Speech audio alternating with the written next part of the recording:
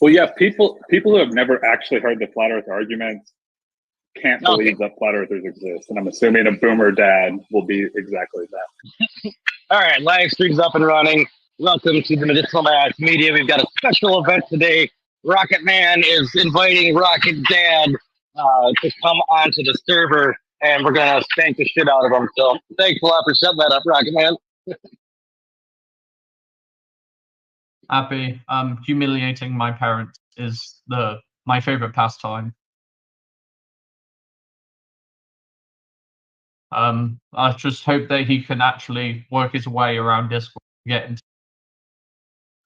I'm looking forward to when they get into their old age and you have the same attitude. Yeah. Yeah, I mean he's nearing on 60 now, so he's getting there. By that point, everyone will know the Earth is flat, and then Rocket Man will be like, "No, it's concave," and it'll be just like that.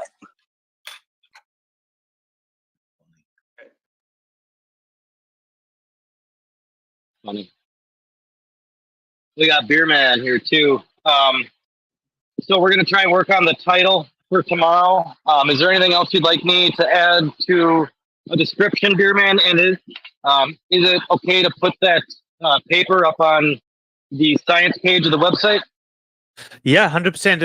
The paper that I shared to Dan would be the one where I've redacted my personal information. That one you can share, no problem. I don't know if you got the one that's got my personal information. I would prefer that one not shared, because that one I'm struggling to get published.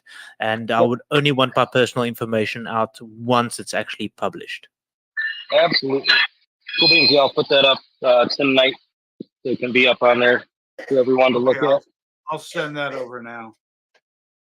And then it should be the same one I sent to you, Demon Stride, the same paper, yeah. And then the title, Dan, this is your doing. You arranging this. You choose the title, man. You got my paper. I love the word. Yeah. I love total internal reflection on the surface. I mean, I love that term. Exploring total internal reflection. Internal keyword. Of the heart. TIR is the acronym for it, but if you want to use the whole term, that's also fine. But TIR, people that are in this discussion would understand it. But yeah, up to you. Then you're the one arranging it. You choose. Oh, I don't know. We call it noise when we're uneducated. Exploring the Earth's surface would be good. But optical phenomenon, on the Earth's surface. Yeah, so this happens above the Earth's surface. This doesn't happen on, or it can happen on the surface. This is more above the Earth's surface. I would, if anything, then I would stick to total internal reflection. And that's why I say near the Earth's surface or near the surface. That's the title of my paper. But yeah, we can use the. I would just. I don't want to be misrepresented, if that makes sense. An exploration of it, total internal reflection. Yeah. Yes. What about prediction? What about prediction in the words? Yeah, you can use prediction because it is 100% predictable. Predicting what we see might be a short enough and easy enough title. Okay. Predicting reality.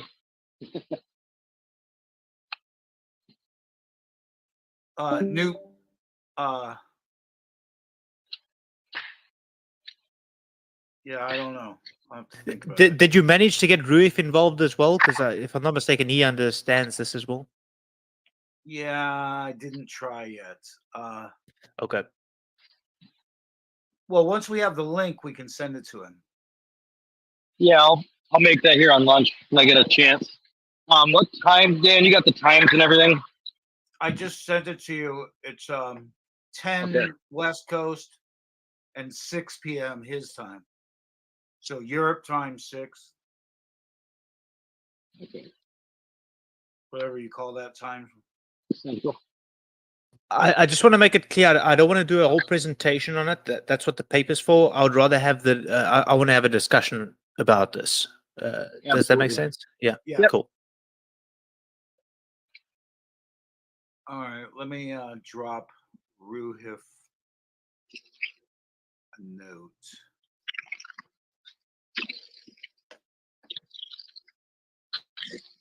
What's his fucking name these days? Roofy something? Yeah, Roof hit ball.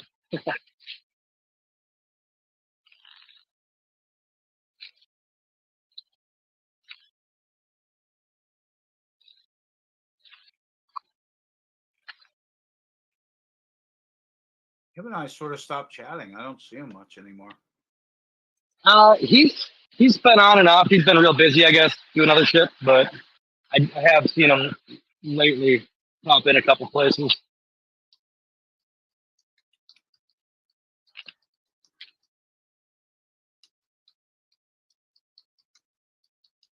I don't know what his time is.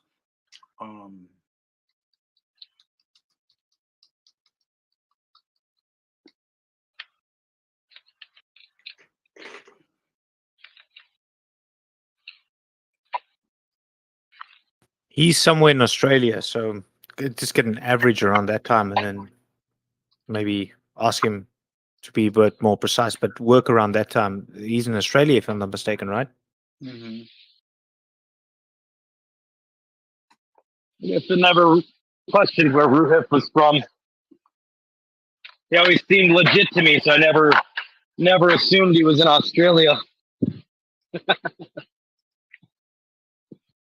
I think they 9 hours ahead of myself. So it'll probably be what would it be 9 fucking you're doing it 6 p.m. my side, so plus 9.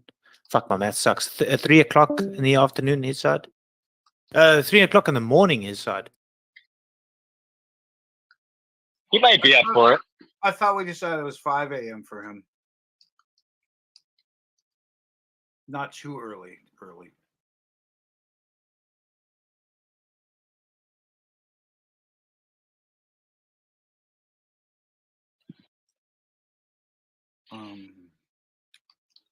Please try to join. Okay.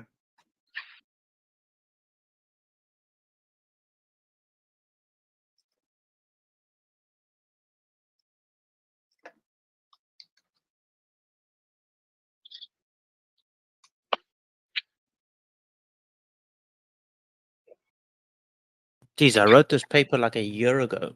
I can't even remember it. I must actually go through my own damn paper again. But I understand what I what I got to say. But I'd actually go through my paper again as well. If you guys haven't done it, definitely have a read through it. It's very, very interesting, awesome stuff. It's all objective. You can test it for yourself.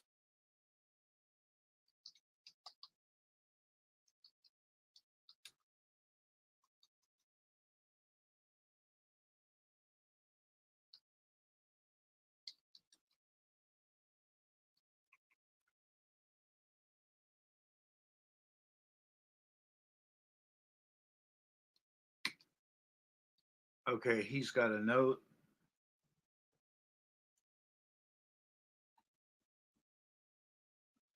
If somebody thinks to send him the event, that'd be good too when it happens.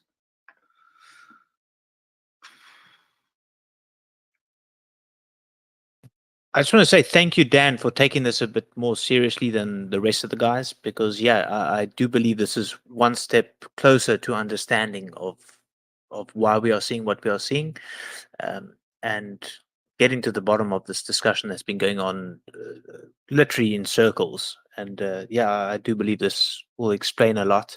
And when people do take it seriously, you can go measure it, and you can come up with your own conclusions there afterwards. But it will explain a lot of why you're seeing what you're seeing. So thank you for taking it seriously. No, thank you. This has been a long time coming, right? We've been talking about this for quite some time. I did not have names for the things that you were working on. Yet I was aware of them. I kept seeing stuff. Yeah. And I'm like, what is this?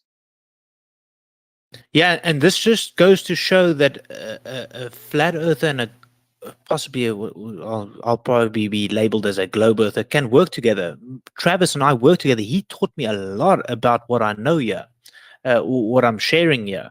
However, I have a different worldview from him, but it's just getting an understanding of what we are seeing, why we are seeing. But if it wasn't for me working with Travis, I would also not have the correct labels or wording to use in the research that I did. So yeah, if you're civil, you can work together.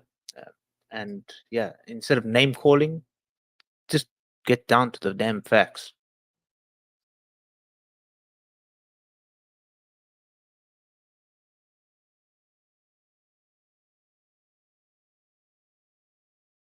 As far as your interest in flat Earth, in other research areas, we I was just going to say we fall flat of having good evidence.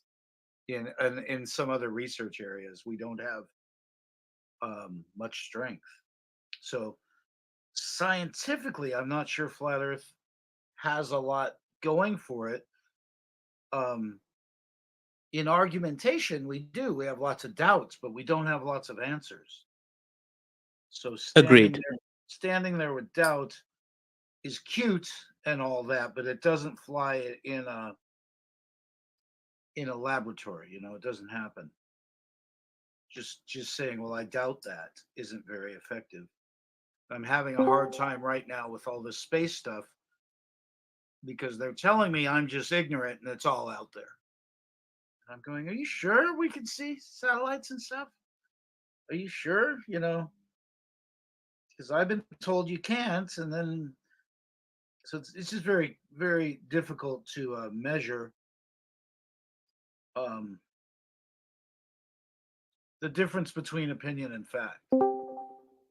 Like we went to the moon, landed on the moon yesterday, and everyone wants to rub it in and tell me what an idiot I am. And I'm asking, like, is there any images of it on its journey for 5 days from here to the moon? And the answer is absolutely not. Not a single image. It's like it's only between here and the moon. It's 5 days in transit and there isn't a fucking image. That's meaningful to me, but it doesn't mean it's only deduction that makes it meaningful. It doesn't really mean anything, even though I'm standing on it with such fervor. I don't know what to say. Like I saw a time lapse in a thumbnail. I'm just posting it now. And I opened it up and I was so excited. I'm like, oh my God, look. And of course, it was just a thumbnail somebody created. There was no time lapse like this of any kind. Oh, that's the worst. Clickbait. Yeah. And I'm like, oh, that's because I saw it and I go, that's exactly what I'm looking for. Wasn't there.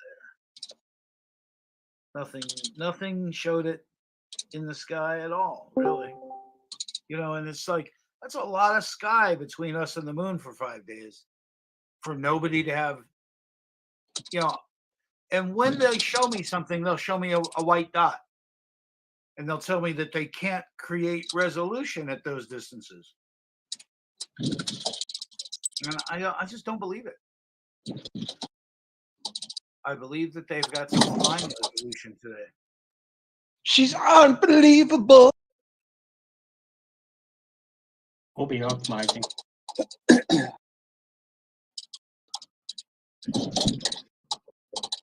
Ask for your hot mic.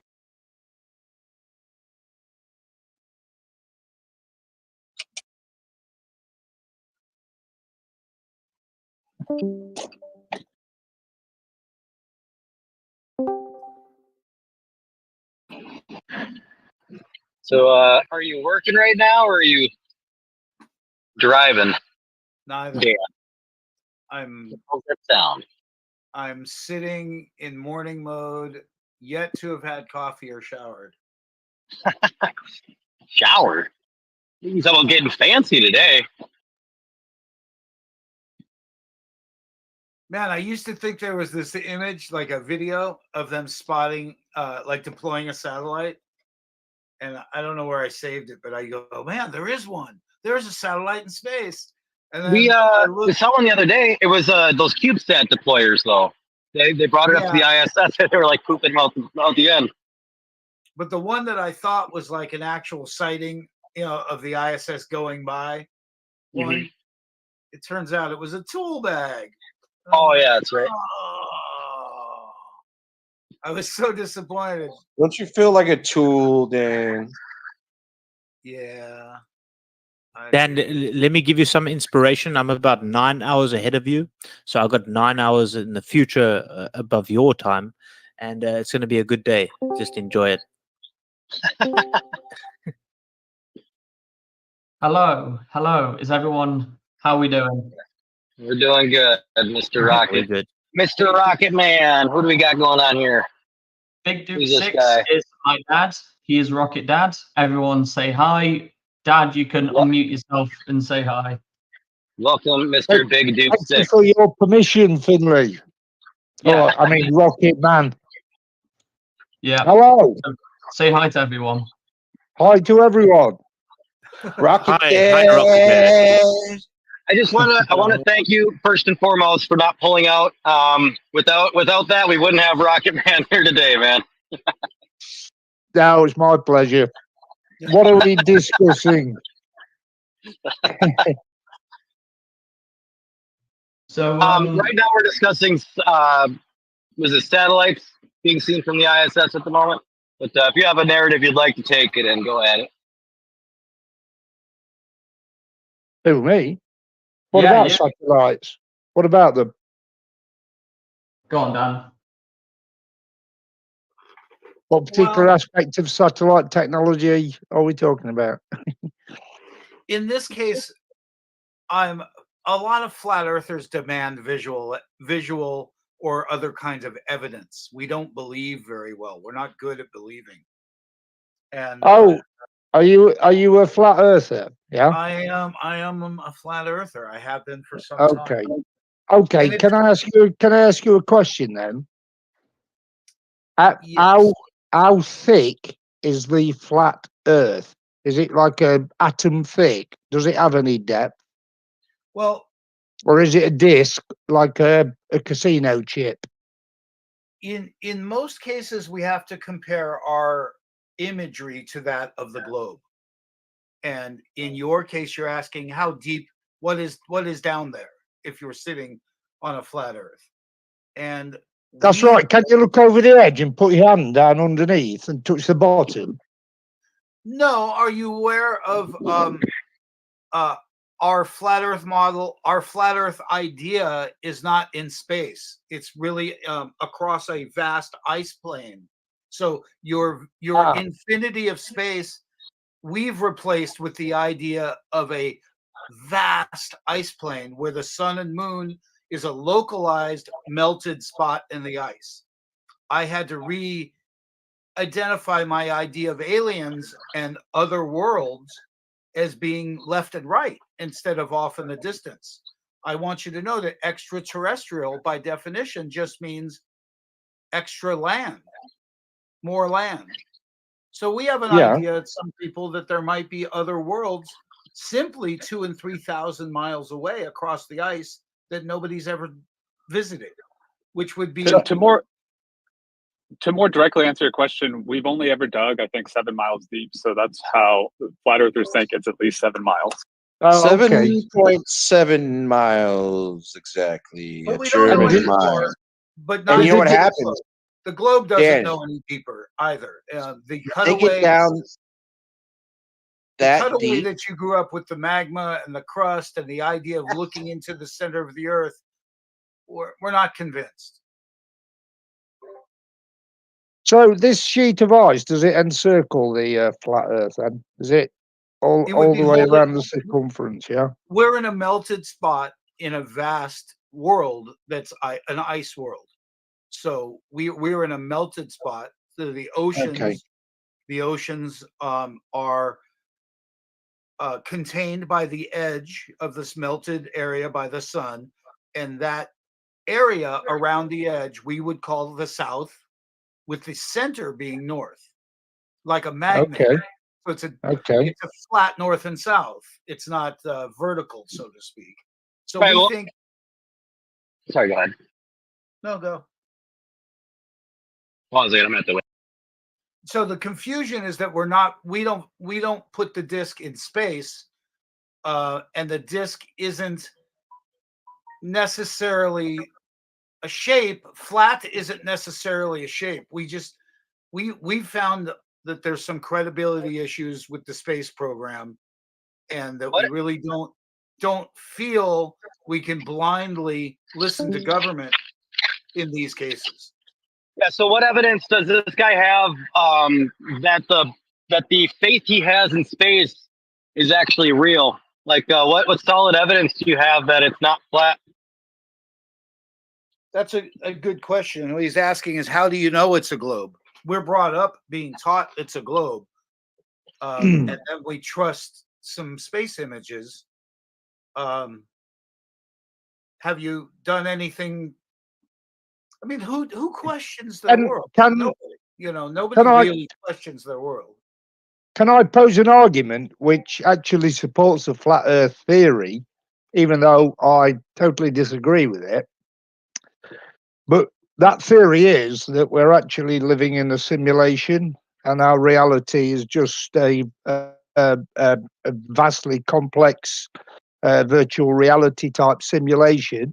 And if you liken that to a video game like GTA or COD, which is 2-dimensional, but it represents a 3-dimensional environment, the chances that we live in a simulation far outweigh the chances that we're not in a simulation. Therefore, we do live in 2 dimensions, and we do live on a flat Earth.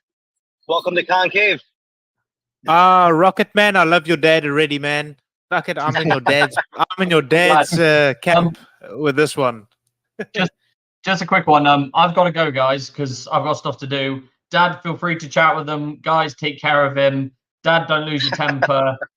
Dan, kick his. I love you all. I'll see you guys in a bit.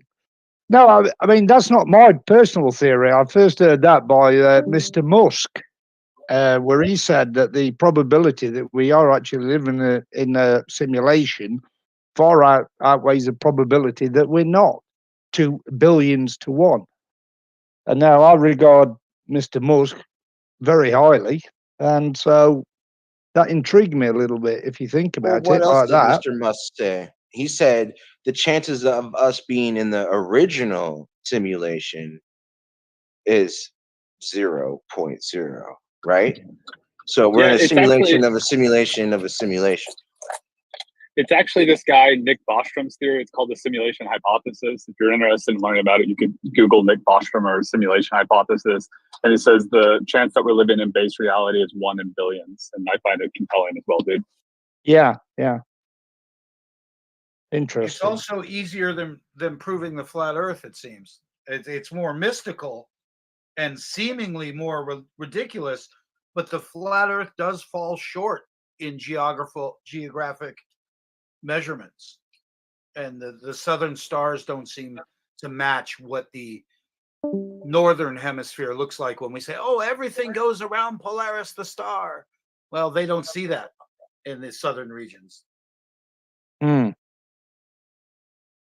Dan, regarding the ice sheet or the melted ice plane that we live in, or little puddle that we live in, has anything been done to try prove that or show some sort of evidence for that? If I'm not mistaken, the Captain Cook's logs that were done where Captain Cook did like 60 fucking thousand miles or something. He did something when he tried to circle Antarctica. It turned out way longer than expected.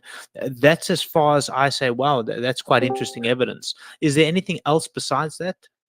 Or am I correct in saying what I'm They saying? immediately shut it afterwards. In other words, when Admiral Byrd went to explore it, they ended up shutting it down for exploration and for. Yeah, but who is they? They is a good question, but they can tell you the time frame. In the United States, it was 1959 when many things were implemented at the same time. And this Antarctic Treaty was 1959. NASA was introduced in 1959. The something called the Education Act, which standardized some of the schooling, introducing the dumbing down that we have. The Disney and their participation in the space program through artistry, through beautiful Disney. Yeah. Oh, you remember? Well, you weren't here, but space was sold to people through media as this new frontier. It was a new frontier, exactly. And Disney had Tomorrowland, which promoted the idea of where we're going in the future. And many, many documentaries, but an overall program was put in to really sell space to people because it was new. It was new. And it's an effective program. Today, 70 years later, whatever it is, they supposedly yesterday landed something on the moon yesterday. Yes, they did. Yes, the moon's south pole or close to it. So apparently, if you so think where does about the moon fit in this overall scheme of flat Earth? Is that just a realm that's outside of this ice barrier or something? I don't know. For me, on a flat Earth, to have a circling above object, it's probably has to be superconductive magnetism and following a path of like the magnetic waves that we have, and I don't know what would cause suspension other than magnetism of something like a body. Yeah. So I'm not an expert. I'm a doubter, and I'm fortunate enough to have done some observations where we're looking to see the surface and looking at the surface, and that's we were just talking when you got here about what do we see when we look across the surface. As many people believe, boats disappear over the quote unquote edge. We're not. We're very convinced that that's not part of reality. That there is no curvature of the earth for you and I to share in vision. For instance, when you look over a body of water, you don't see anything left, right, or anything that would make you believe the horizontal horizon is any less than that. But what we have to believe on the globe is curved water. We have to find a way for water not to take the path it normally does, which is to take the shape of the container that it's in. So, of course, they've argued about gravity forever. What is gravity? We know something's there, but people don't really know what it is. And flat earthers grapple onto the word theory. Gravity is the only fundamental force that cannot be explained even today. Out of all the four, there's a strong and weak You think it's a force? nuclear and Is the gravity a force? Gravity is the fourth one, that can't be explained. In the models of relativity and the opposite, which is quantum theory, gravity still cannot be explained in either model. We still don't know what it is or why it is. That's a fact. Because if we did understand, then we'd understand all of it, and we'd probably be able to have starships and hovering cars, But no, gravity cannot be explained, even to this day. Whether is it a particle, is it a force, or what is it? Nobody knows. But once we do find out, then I think the sky's the limit. I thought that it was the bending of space-time.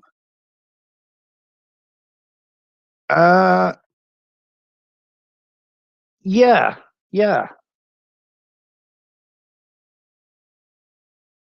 Yeah, yeah, kind of like putting a bowling ball in the middle of a trampoline and sending a marble around it, type of thing. Eventually, the marble's going to circle into the bowling ball, isn't it? That's the curvature of space time. I think you're talking about, isn't it? Yeah, I'm not the best person to talk about this, but I'm pretty sure the common understanding now is that gravity is not a force; that it's just the warping and bending of space or Yeah, space yeah, time. yeah, yeah, yeah. I'm not an expert on it either. I just pick up bits and run with that. But um, that's the analogy I use. If you think of a trampoline and you stick a bowling ball in the middle, it's going to create an indentation in the trampoline, isn't it? It's not going to be a totally flat surface. And so if you sent a marble towards the bowling ball, it would circle the bowling ball and gradually get pulled in to the center, which I suppose is what they mean by the warping of space time, that indentation within space itself. Don't know.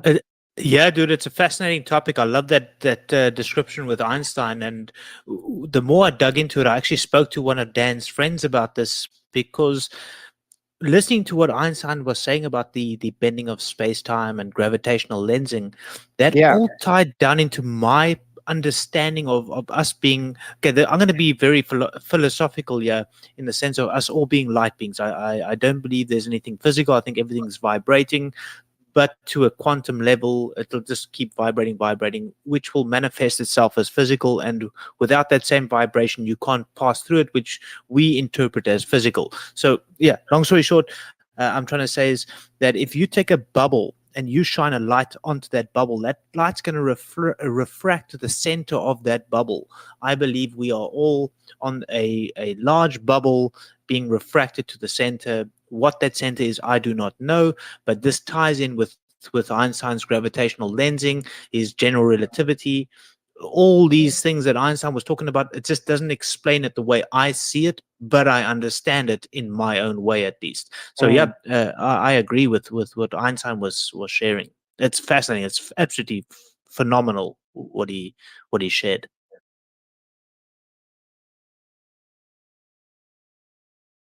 Yeah. I was actually reading something this afternoon about when I was at work and not doing work, but reading 9 things about Einstein, 8 of which were right, 1 of which was wrong, proven scientifically, mathematically. I can't remember. The one where he's wrong is to do with quantum entanglement, where particles are quantum the smallest particles, they're in pairs, and it doesn't matter their separation. They could be light years apart, but if one of the particles changes, the other one will automatically change the opposite way instantaneously. And he said, no, that's bollocks. There's got to be a time delay. The speed of light is the fastest velocity in the universe. So quantum entanglement is rubbish. But obviously, it turned out he was wrong on that one. But it was about the only thing he was wrong about. Yeah, but the quantum entanglement doesn't violate the physics and the light speed, because there's no information transported. That's the important thing. Ah, is that it? Right. Okay. Yeah. But how does it know?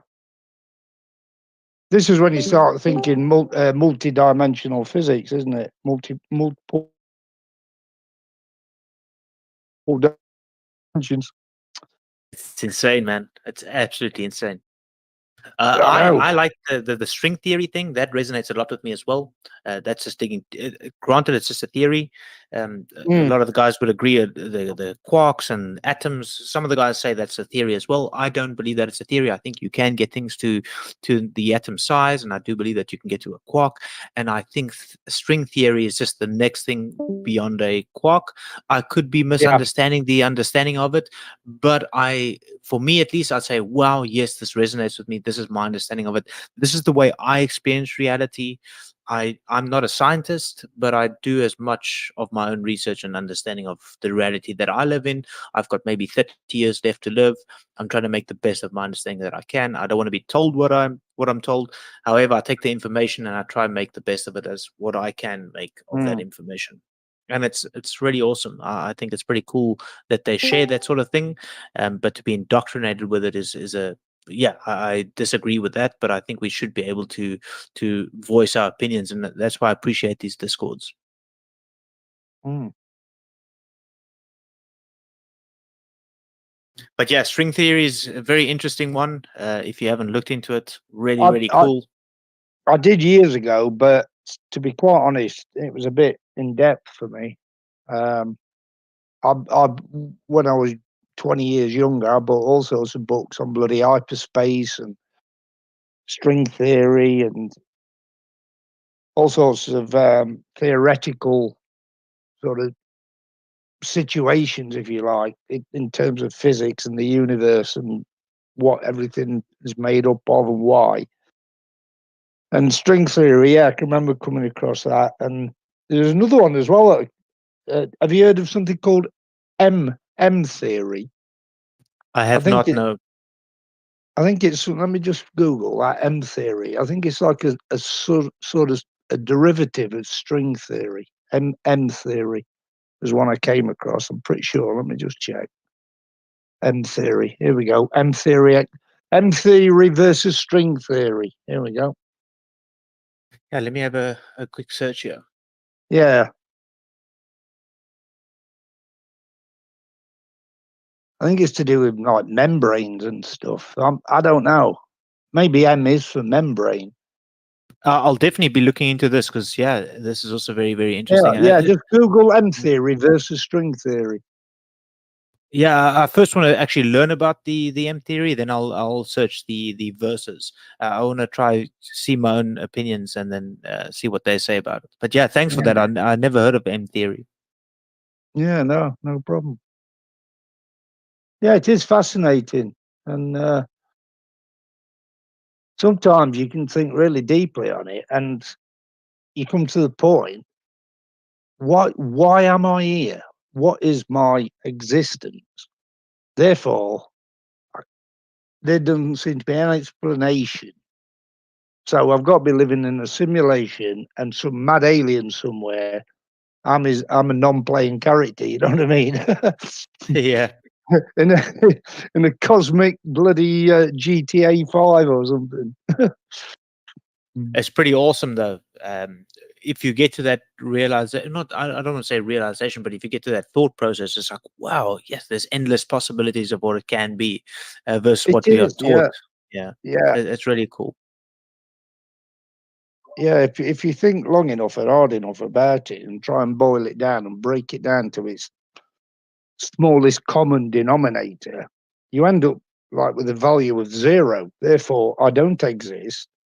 And these thoughts in my head are just part of a computer algorithm, a very complicated one, but nevertheless.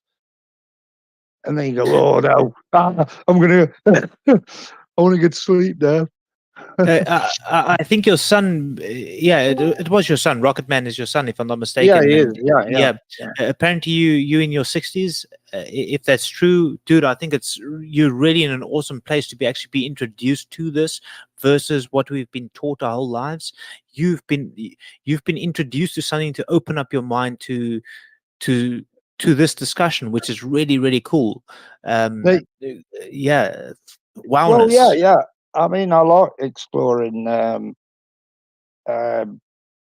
new ideas. Certainly, with me being my age, I'm not quite 60 yet.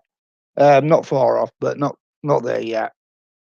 My sort of only not regret, but I won't see the leaps in technology that I wish I could be around to see, if you know what I mean. By the time we've created new technology, we're visiting Mars, colonizing Mars, perhaps even developing propulsion technology that can take us further, I'll be long gone by then, and I won't be around to see it, which is kind of disappointing. But Well, Elon hopefully Musk Finley is the will be same there thing, right? and a part of it, you know, because he's into his aerospace and his rocketry and it's Rocket Man. So If you were watching the humans on Earth, would you grant them a visa to go elsewhere?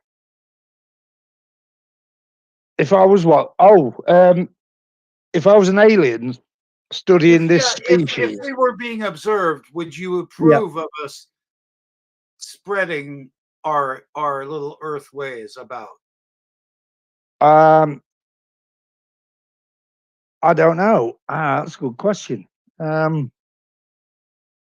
We still fight each other a Yeah. great deal. We fight. We don't act as one very well. And Well, we don't. I mean, if you consider the amount of money that's wasted on pointless wars and conflict, when all that money could be spent on technology and invention and exploration, where would we be now? But we're not. We're constantly at war, which brings into now theology, doesn't it? I mean, let's face it, all conflict is down to your personal belief system. Unless it's territorial, but basically most wars, if not all wars, are all about religion, aren't they? At the end of the day, our God is mightier than your God, type of thing. We were Dan, talking about colonization yesterday a great deal, so that's why I brought it up.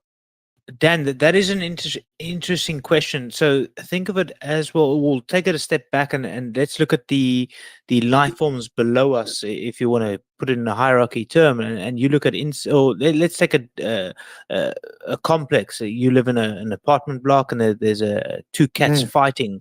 They get fed either way from their owners, so they're not actually fighting over food. Why the hell are they fighting? So if the species, the aliens, or whatever you want to call them, that's looking and saying, okay, yeah, let's permit them or not permit them to colonize another place. It's for them to judge if it's available or should be possible. For instance, it's like saying to the two cats fighting in a complex, should cats ever expand beyond this complex because these two are fighting in a complex? Same thing, man. It's circumstantial. But to add on to that as well is the way things are controlled in this world. That hierarchy system should be demolished. But that's a Absolutely. system issue. Yeah. I don't think it's a human issue. I think it's a system issue. I don't know. I mean, I think who is actually in charge? Because if you look at, let's take Joe Biden as an example, there is no way he's running America. He's not compos mentis. So who is running it? And then when you look at, if you take all the countries in the world, who are the power people behind the scenes pulling the strings of these prime ministers and presidents? There's somebody else. There's a group controlling it all between them, like a cabal. But for what purpose? What is their ultimate purpose? What is their ultimate goal? Their objective? Countries are like wealth, businesses. power, control? What is it? I think countries are like businesses. If you look at the 1600s, when the Dutch started spreading their little Dutch forts everywhere around the world, they expanded their business. And think of a country like each division of a business. So let's take a Walmart, for instance. There's the section where you can buy tampons. There's a section where you can buy fucking scooters. There's a section where you can buy tires. I believe or at least for me, I'm saying I believe each country has got their little division in this massive business that whoever's running that business, I believe the presidents are basically managers of each department. And yeah, someone else is definitely calling the shots, telling the presidents what to do. Yeah, yeah. But what is the goal? What is the mission statement? What is the objective? Keep the business running, man. The main business must run. And if But we for need what? to For what purpose? financial, I don't Yeah, know. but once you can buy everything, I mean, let's take Elon Musk. Even though, you know, as far as I'm concerned, I massive man love for him, if you know what I mean. But he's got so much money, he doesn't need any more. He can buy everything. He can buy anything he wants.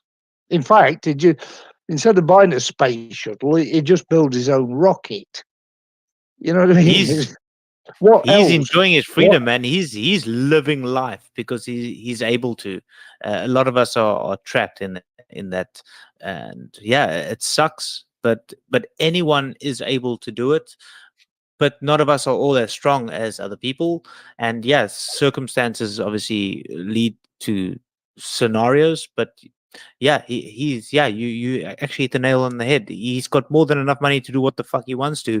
He's just enjoying it, man. He's having fun. He is, isn't he? Yeah, yeah. But he's got his own stresses as well. He's got his own worries. As we worrying maybe about can we pay the bond or the mortgage this month? He's got other stresses like can I afford this R1,000,000 fucking thing that I want to buy? He's got stresses on his own, but he probably experiences it the same way that we all experience our small little shit that we have. Yeah. It appears to me that he's caused an actual space race in this decade. That well, that rocket. Sorry to cut you off there. That's okay. It's just that I don't think NASA had a genuine space race ever. And, well, this is what I was going to say. The rocket that's just landed on the moon is a private company, private American company, isn't it? It's not NASA. Yeah, that's true. So there you go. Well, it was funded by NASA. Elon's putting satellites into space, taking people up to the ISS. In conjunction with NASA, it wasn't completely private. But so, what do you have for evidence that it actually landed on the moon, other than your faith in the belief that they wouldn't lie to you? Sorry, I didn't quite catch that. What are they doing? What they say? Do we have any evidence? Oh, I see what you mean. Yeah. Yeah, they're just saying that we put a rocket there, aren't they? Yeah. Yeah. That's annoying. I mean, 5 days, 6 days in transit, no images. Like they're going to tell me that that's not possible, and I'm laughing. Well, now, I mean, now we're sort of getting into the realms of bloody moon landing conspiracies, aren't we? But did we actually go to the moon? I mean, personally, I think we did. But all these theories like, oh yeah, it was all done in the studio and Stanley Kubrick directed it. And I think, you know what, I don't believe the footage. Oh, I do believe we went. I don't believe the footage is real. I think the footage is staged because the actual film. So why do you believe you went then? Would have been. Sorry. So what evidence is there that we went if it's not the footage that would have been there to convince you?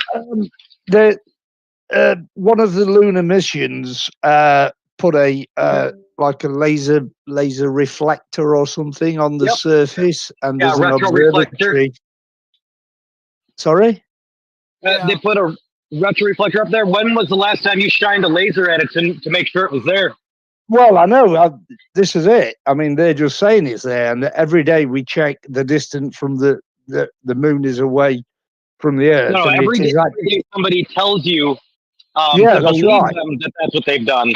But what evidence do you have that it actually happened for your belief? Well, unless you actually go and touch it yourself, you're not going to know, are you? Right. So you just believe. Well, yeah, that's right. Yeah, yeah, I agree with you. Yeah, because Well- I thought about that and thought, well, yeah, if they've got that laser there and we can measure that the moon is actually orbiting away from the Earth very gradually, year on year, by 2 centimeters, I think. But that's just what they say. But by no There's, means there's no proves there's that no way humans for went there. me to By prove no that means that's proves that the humans were there. That reflector was there in '66, I believe. So it would be it would help to convince you, but it's actually not convincing at all. We could put a reflector up there remotely without people. yeah. Even more so, they could just say that there's a reflector there and it's returning the signal. Like, how do you actually know that's the case? How do you know they're not just bouncing it off a bloody mountain a few thousand miles away and saying it's That's the moon? exactly my point. Yeah. That's exactly No, my point. I agree. But Demon Shroud, you could say the same thing with your taxes, man. Like, there's some proof that my taxes are being spent on road works, fucking building government buildings, but a lot of the tax money is being spent elsewhere, and you don't know what it is. You just believe that, yeah, it's being. No, I know they're misspending my tax money. Yeah, 100%. So I'm saying, so I do believe that they're spending a lot of. Okay, I don't pay for your guys' governments, your NASA's and shit like that. So I don't know how to go about it. But I can only imagine if my tax money was being spent in space programs. To me, at least, I would believe some of it is being explored somewhere. Whether they're actually going to the moon, I would agree. I think it is a belief system because me personally, I cannot verify it. I would have to believe that we seeing that reverse reflecting happening from that retro reflector. Yeah. I put a link into the chat for third-party evidences and so on. I'm new to this. Where's this link then? Does it come up on the screen? There's something just above on your left menu called text chat, TC chat, maybe. Open chat. Open Be chat. open chat. Oh, open chat. Yeah, I've got it. Yeah, it's in there, is it? This is where we can share messages to each other. And, Oh yeah. And images.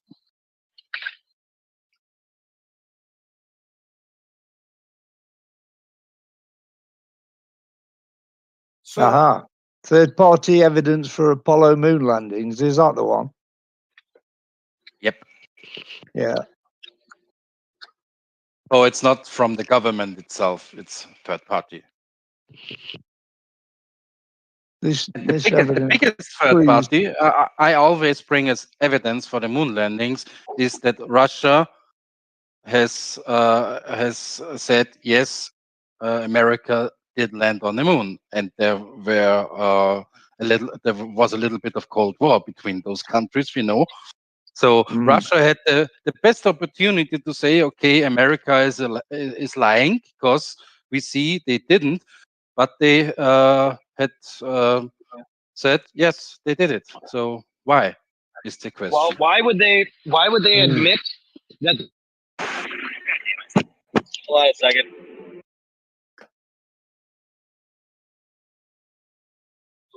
Well, NASA loves to buy their engines from the Russians. The Russians want to make money, just like any other country. At this time, there were no Russian engines involved. The F1 engine was completely developed by Americans. What's the topic?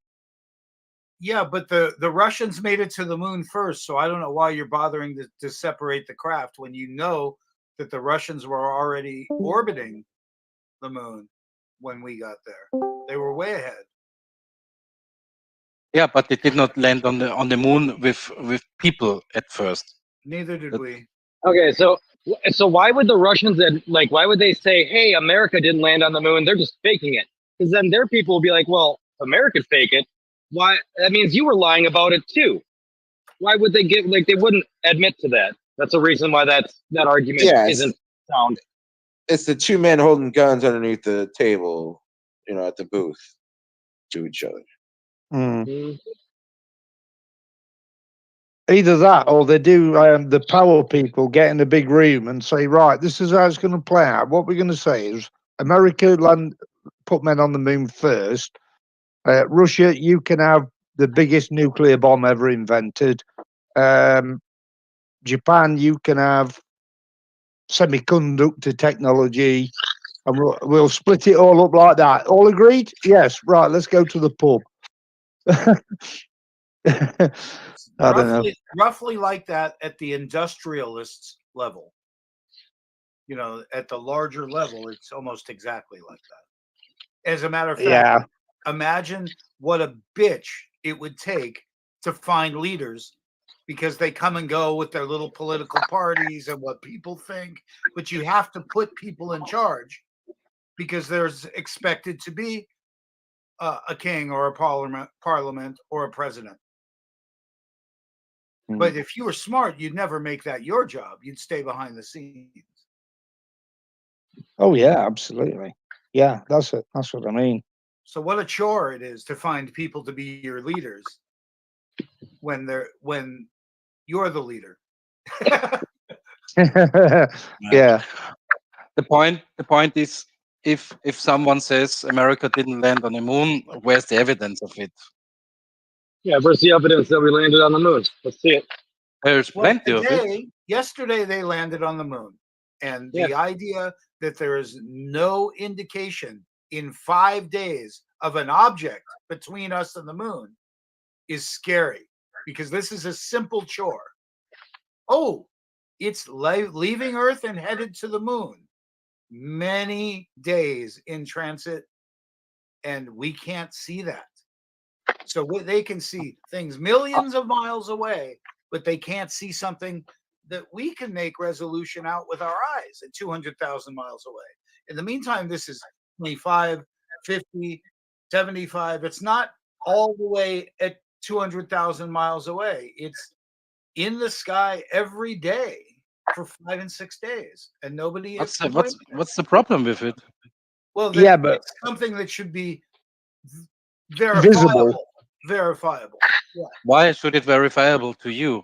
They don't have to prove something to you. You just asked for that. You go, what evidence do you have that it's to fake? Prove we landing on the moon. No, Dan. You don't see it. Only us. We need the evidence. Yeah, we're the ones that need the evidence. The one making the claim. You're right. The thing is, Dad's not the spotlight. Rocket Man's dad is. I always wondered why, with the telescopes that we've got on Earth and those that are in orbit, that we can't see anything that's on the moon, and it's a scientific reason, because I googled it. It's to do with arc seconds of the lens, and you don't see even the most powerful lens, its maximum resolution is about the size of a football stadium. So anything smaller than that, you're not going to see it. It's going to be a pixel. It's just going to be a grey pixel on a blank canvas.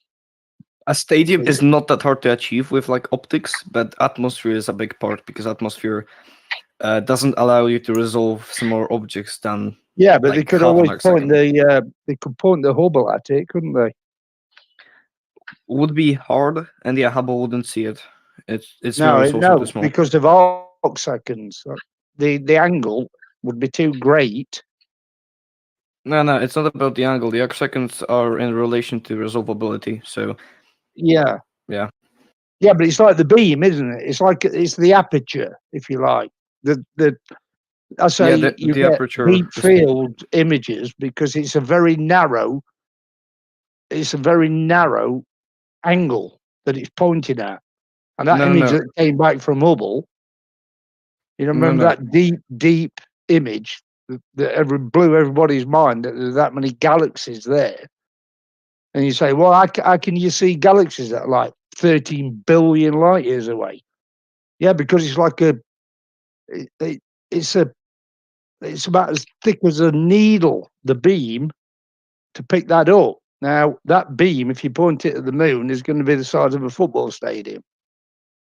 That's the way I looked at it. I'm not sure if that's right, but you can't get the resolution low enough because the optical technology is not good enough, I think.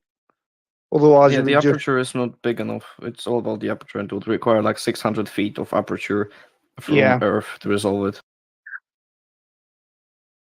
It's like the microscope as well. We can get to a point with the microscope at the moment, and I believe we live in a fractal verse. I think those little bugs, those bed bugs and mites and these microscopic insects like the tardigrade, I think they got little mites of their own. If they had to build a telescope, I believe, or a microscope, I believe they would also see little mites on them. I think we live in a fractal verse at least. And yeah, I would love Yeah. to see someone try to disprove it. That's an argument. That's a philosophy. So yeah, we can discuss it till we go blue in the face. But yeah, we can only see that far with our equipment at the moment, and we can only see that near or close with the microscope at the moment. I think Hubble has done a great job of what they can do, but I don't believe it's designed to be able to zoom into the moon. I don't think it's designed for that sort No. of viewing. Yeah. I mean, it's a telescope. It could look at the moon, but it would be pretty hard for it to do so. Yeah, isn't the Hubble like almost like a reverse telescope? It reflects the lights on mirrors that points to a single point, and then that reflects back to the sensor or something like that. Yeah, I've that's had a look called. at it. Yeah, that's a rethinked version of a Newtonian telescope. I don't remember the name now. Yeah. So there's reflecting and refracting telescopes, aren't there? Two types. I'm not sure which is which. I think Hubble's a A reflecting. reflector uses mirrors, refractor uses lenses, but then there are subtypes of like reflectors, because then you have you have Maxutov, you have Schmidt-Cassegrain, you have Newtonian. What's that? And the one that Hubble is, I don't remember the type. Oh, it's a Cassegrain. it's really amazing what they did. Do you remember go when ahead, they first put that in space and it was blurred? So they had to send another shuttle up to fix it. Don't you remember that? It's probably going back a bit now. That yeah, when they first saw the first images, they were like, "God damn it, that's shocking! Send another rocket up, fix it quick." And they had to stick some more mirrors in or lenses to get its clarity. What a fuck up! What a fuck up! Did you watch the documentary on Netflix with the Hubble telescope? I found that interesting. I learned a lot from that, and then verified the information obviously for myself. But watching that documentary was very, very interesting on Netflix with the Hubble telescope. No, I didn't see it. What was it about? Fixing it or just the whole project as a whole? The project itself, putting it together and then sending it up and then getting the first images. Absolutely fascinating. Awesome documentary. I don't know if it's still on Netflix, but I'm sure if you search the Hubble Netflix, it'll give you the information. Really, really awesome. Definite good watch to watch. I'll see if I can find that. So, is that on YouTube? You think? On Netflix. On Netflix. Oh, yeah. I don't have Netflix. Hubble telescope Netflix. Let's see if I can find a download somewhere. But by the same token, nobody has seen it since the repair mission. What, the Hubble? Plenty of people have seen it. I posted a few images last time you asked about it. Really? Yeah, let me find it again. Let me post it again. There is a guy on Twitter who's making photos. Is it a still frame? Is it video? Yes, it's a still frame. Okay. Well, that's odd.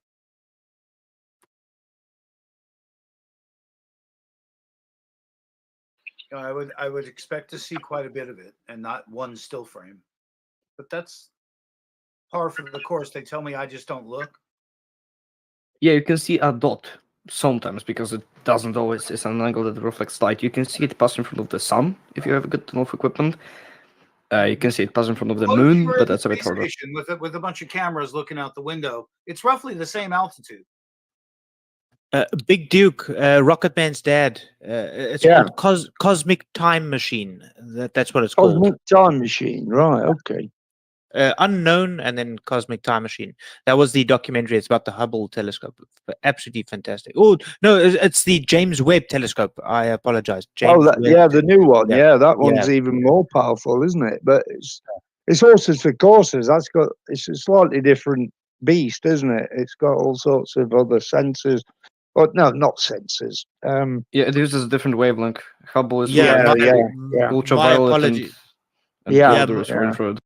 My Yeah, I would apologies. say- That's the one I was talking about. So I do apologize. I had probably misunderstood the discussion or shared the incorrect information. I was talking about the James Webb telescope, not the Hubble. The biggest thing with the James Webb's telescope is the AI that they're using. It's advanced AI to generate all these mystical, magical science tree imagery for you people to enjoy.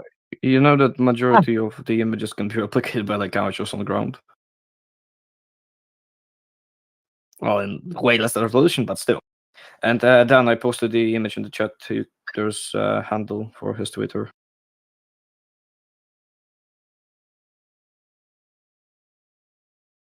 Good. AI, that's another thing that we could get into, isn't it? I mean, Jesus, scary or what?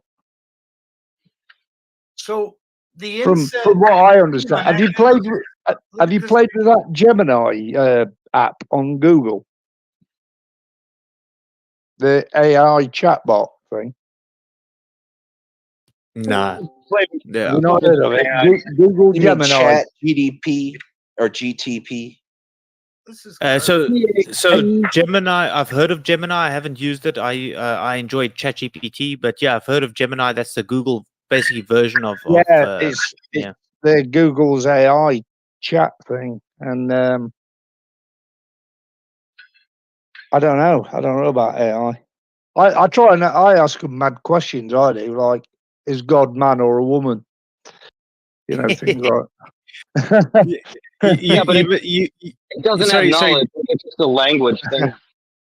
Yeah, it does. It's got like a sort of fail-safe where it says, "I am an advanced machine learning linguistic algorithmic program." Yeah, and if you ask it for scientific shit, it'll make up sources and lie to you too. So you don't use it for information. Yeah. Yeah, but you can have awesome discussions with it if you get past that. So you got to put it into a corner, or not into a corner, but you got to get around that, and you say, okay, cool. Hypothetically, let's have this discussion, or just get it to get past that, and then you can have a discussion with it, and it starts using its own logic. And then you can have a really awesome discussion with the AI model. Not saying that it's correct, but you can really have cool discussions, and you can learn some stuff from it, and then check it from there. It's actually quite fun. Yeah, that's an old different realm, isn't it? Bloody hell. But like I say when you hit that wall, just say hypothetically, or just humor me with this discussion, and it'll get past that, and then you can have a discussion. It's really fun. Okay. Get it to think, you mean, hypothetically. Correct. If this. Yeah. Go on now, work. Go on, then. Making you work. It's probably doing a million other things at the same time, though, isn't it? That's the thing. Yeah. I don't understand AI technology at all, to be quite honest with you. I have absolutely zero understanding of how it can do it. I know it's all to do with quantum bloody qubits and stuff like that, but I don't even know what that means. It's insane. You don't know what a qubit is? In the Bible, they mention that qubit. A qubit, yeah. Well, that's a length of measurement, isn't it? So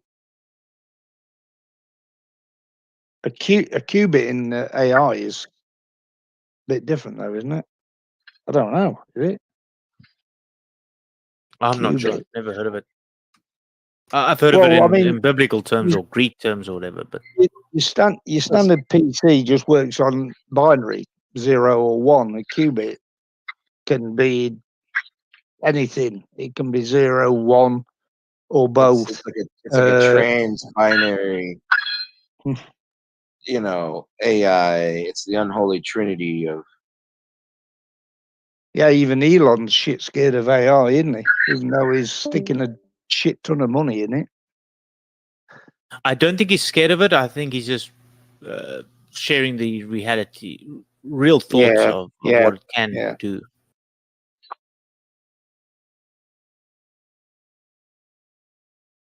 I think Elon just says things for the history books.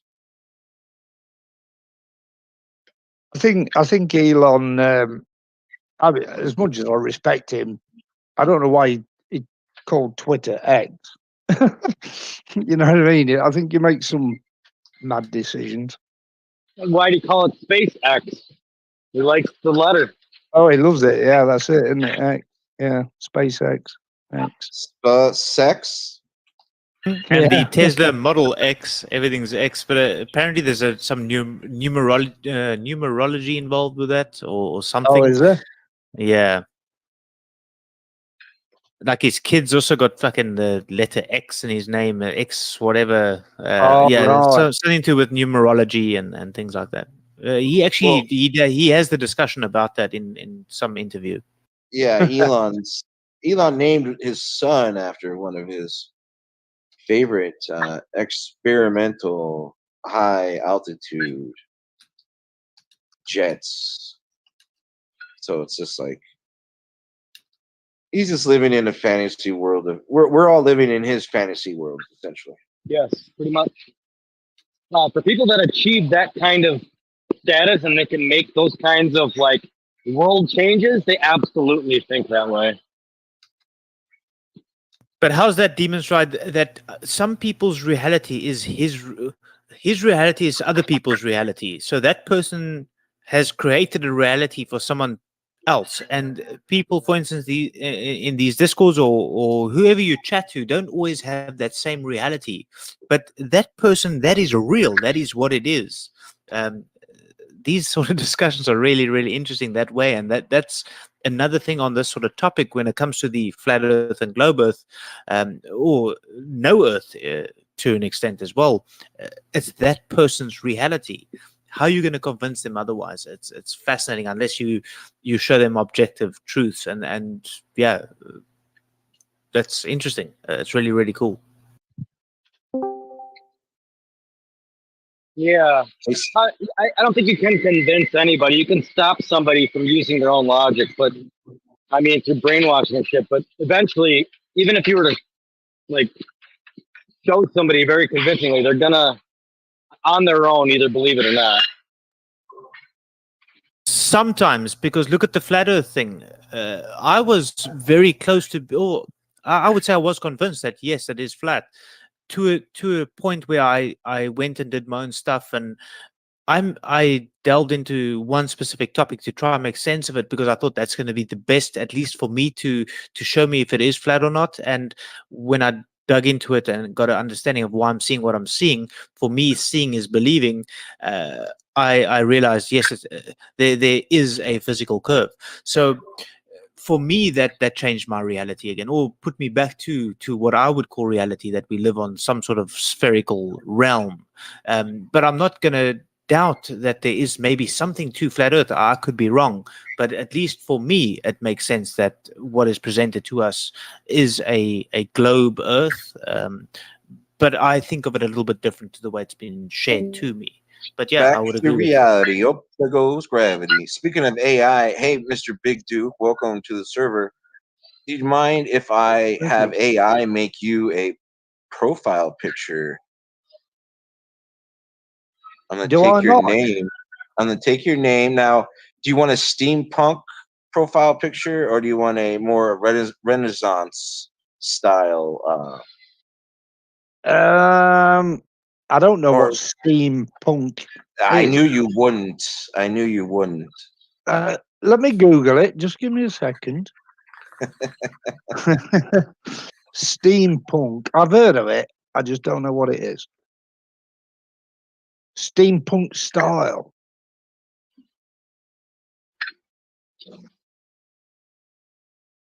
Whoa. Steampunk fashion. It's We actually have.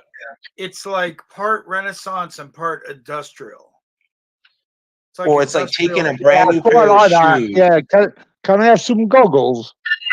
Yeah, I'll give you +2 to vision.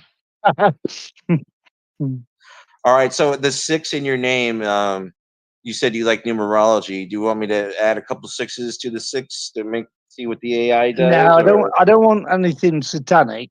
Oh, Not okay, that well, I'm gonna keep the I 6 in there. believe in Satan, but Okay. I don't like. Whoops. I don't like tempting fate, if you know what I mean. I'll give you The 2 reason I options. choose Big Duke 6 is because one of my favorite films, which is a Vietnam film back in the day called Apocalypse Now. I don't know if you've seen it. If you haven't, you should. Oh, there's nothing And- about seeing a man in a white man in blackface slowly floating up out of a pond of water with a rifle in his hand. I love the smell of Oh, yeah, you have seen it. Well, Big Duke 6 was one of the characters in it, played by Robert Duvall, who was like the colonel in charge of the Air Corps, going into the battle in his helicopters. And his call sign was Big Duke 6. And I just like the character. So I tried to get Big Duke 6 as my name, but somebody had already got it. So I put UK after the end. I like where he reaches over and he says, "I love the smell of bong loads in the morning." When he's talking to the guy, he says, "Hey, check the waves out, lads. Look at this. They broke both ways." And he just says, walking down the beach, bombs are going off, and he's got his shirt off. "We're going surfing." Yeah, what a character. Anyway, it's only movies. I just like the film. One of my top films, actually. Well, are you an anime fan? There's an option here for that too. I'm a bit old for that. So there's 2 oldie time options. You want an oldie time option? What do you mean? Like a sort of landed gentry? It's literally old drawing generator is what it's named. So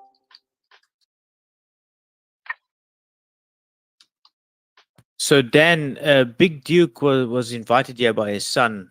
You obviously here regarding the flat Earth discussion, and Yeah. Oh, I sorry. see Yeah, we got off topic. we're massively off topic, and I would love to hear Dan try share any of the flat earthers in here to try share some sort of information to Big Duke.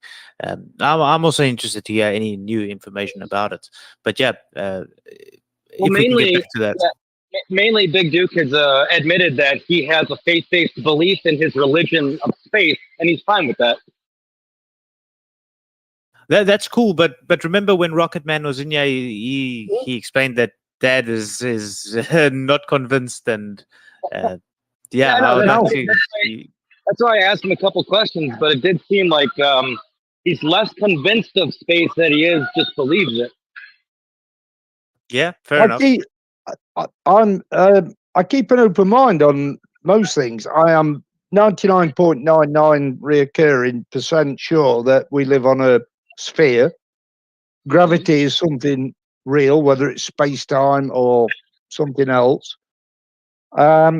Unless we're living in a simulation, in which case the Earth is flat because all the reality in front of you is flat. Right, but It's the nothing 99%. it's nothing but a 3D rendering of a 2-dimensional universe. That's all it is. How did If you we're get to living in a 99%? simulation. Yeah, how did you get to 99% though? What evidence brought you there? Or Oh, is it just science. which science? Yeah. The science that constantly changes and can't be falsified? I don't understand why you would want to, the need to or want to falsify it. Well, you don't want to falsify science. The problem is use science to falsify your model, but your model constantly changes, so you can't actually falsify it. Like the age of the universe constantly changes, the distance of the sun's constantly changing. Even though you're using science, and you should falsify it and get get a result. But yet, whenever you encounter an issue that breaks your model, you go, "Oh, let's just change the math a little bit." Now it makes sense.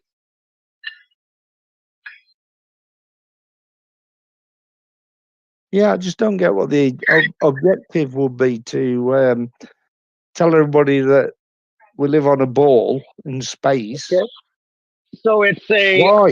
argument from incredulity because you can't comprehend why somebody would do a thing it can't be. Yeah, probably. Yeah, why? What? Yeah. I mean, that's a fallacious argument. I mean, do you believe a football is a sphere? Yeah, it bounces, doesn't it? It goes up and down. It's a sphere. Yeah. I'm pretty sure football It's not a disc, is it? You don't bounce a flat disc up and down off the ground, do you? Oh, okay. You meant a soccer ball. I was just You about meant to say, A soccer I ball. was just about to say, Dan, Demon, it's a soccer Pointy on ball. both ends. Hang on. Let me just clear something up right now. There is this game played with a ball that you kick with your foot, right? Called football. That game is called football. Yeah. There's another game where the ball is shaped like an egg and you throw it to each other. That's called catch ball. Rugby. It's called rugby.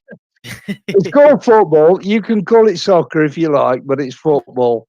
Your game is something else. It's so funny in South Africa. When you have the what was it the We national call it rugby. We call that game rugby. Why don't they call it the National Football Championship? Well, they do. It's called the NFL. It's so strange in South Africa. We got a lot of British here in South Africa, or British lingo, and yeah, one of the things we also call it soccer. Yeah, but yeah, I was about to help Demons try there to say, dude, he's talking about soccer, but I get him. Yeah, all in good fun anyway.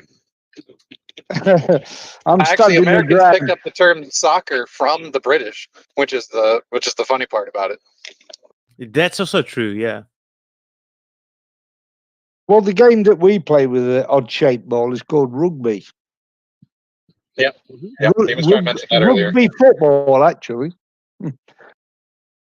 Yeah, and Australia's got the one called Sogby, if I'm not mistaken. That's the a football or soccer mix called Sogby, if I'm not mistaken. I could be wrong. If there's any Australians, yeah, you guys can correct me.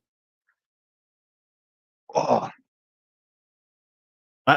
I think the technical term is Australian football, but the slang word is Sogby. Wow, I've just seen my image. Yeah, I think I've heard it as just Australian football. I don't think I've heard Sogby before. That'd be cool to find out. Australian football. Hey, no ball talk. All right. It's against the rules. Yeah. Is it? So maybe it's slang in South Africa, but yeah, we at least I've been introduced to it as Sogby. But yeah, Australian football. It's similar to soccer and rugby mixed, but more rugby in it.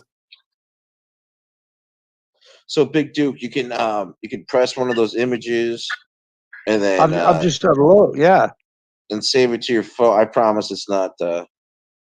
Well, I'm getting it from some AI website, so I can't even guarantee that. But anyway, images are fine. Don't click on any links in here ever, even if it's a YouTube link from Dan. I don't ever click on Dan's damned YouTube links. Well, I've got two images. We got two to choose from.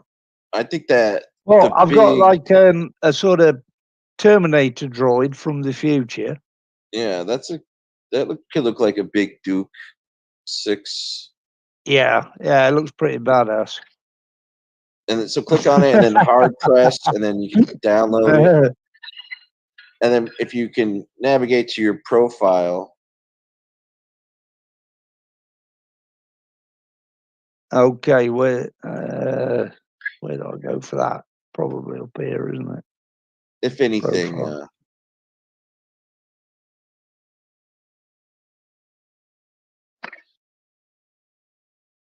So I Dan, say that as what? scheduled My avatar, my meme or something. What is it? I don't know. go to your profile and then click on the little picture. And you should be able to change your server profile and your account profile. Either one would work. Okay. So yeah, in the bottom, are you on your phone? No, I'm on my laptop at the minute. Oh, okay.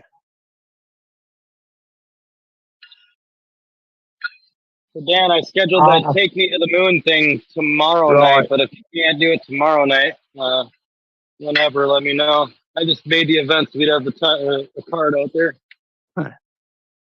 I'll work it out. Show profile. Take me to the moon. Never let me go. I want to inseminate you under the stars.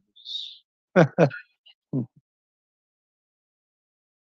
if you were to take your wife, your newlywed wife, Jupiter or Mars. you say, honey, we're gonna go on our real honeymoon. We're gonna go orbit the moon a couple times. And if you were a devout Catholic, you wouldn't have sex with your newlywed wife during your rotations around the moon, because the radiation in quote unquote space, man's never been to outer space, the radiation won't allow you to impregnate a woman. Ain't that a bitch?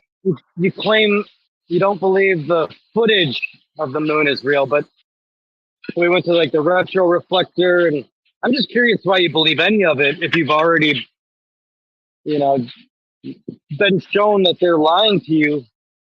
Why would you believe anything they say after you find out they lied to you? It's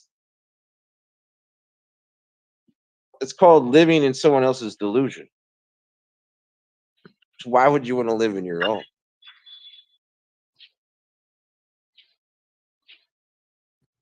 Demon Strike, could it not be that they're trying to make it look more convincing because it already looks so fucking ridiculous? So, for instance, if someone says to you, my car can do 300 kilometers per hour or 200 miles per hour, however you want to, whichever one you want to use. But the fact that the car can drive is already an accomplishment. So you've never been introduced to a vehicle before, and people say, I can travel using a machine.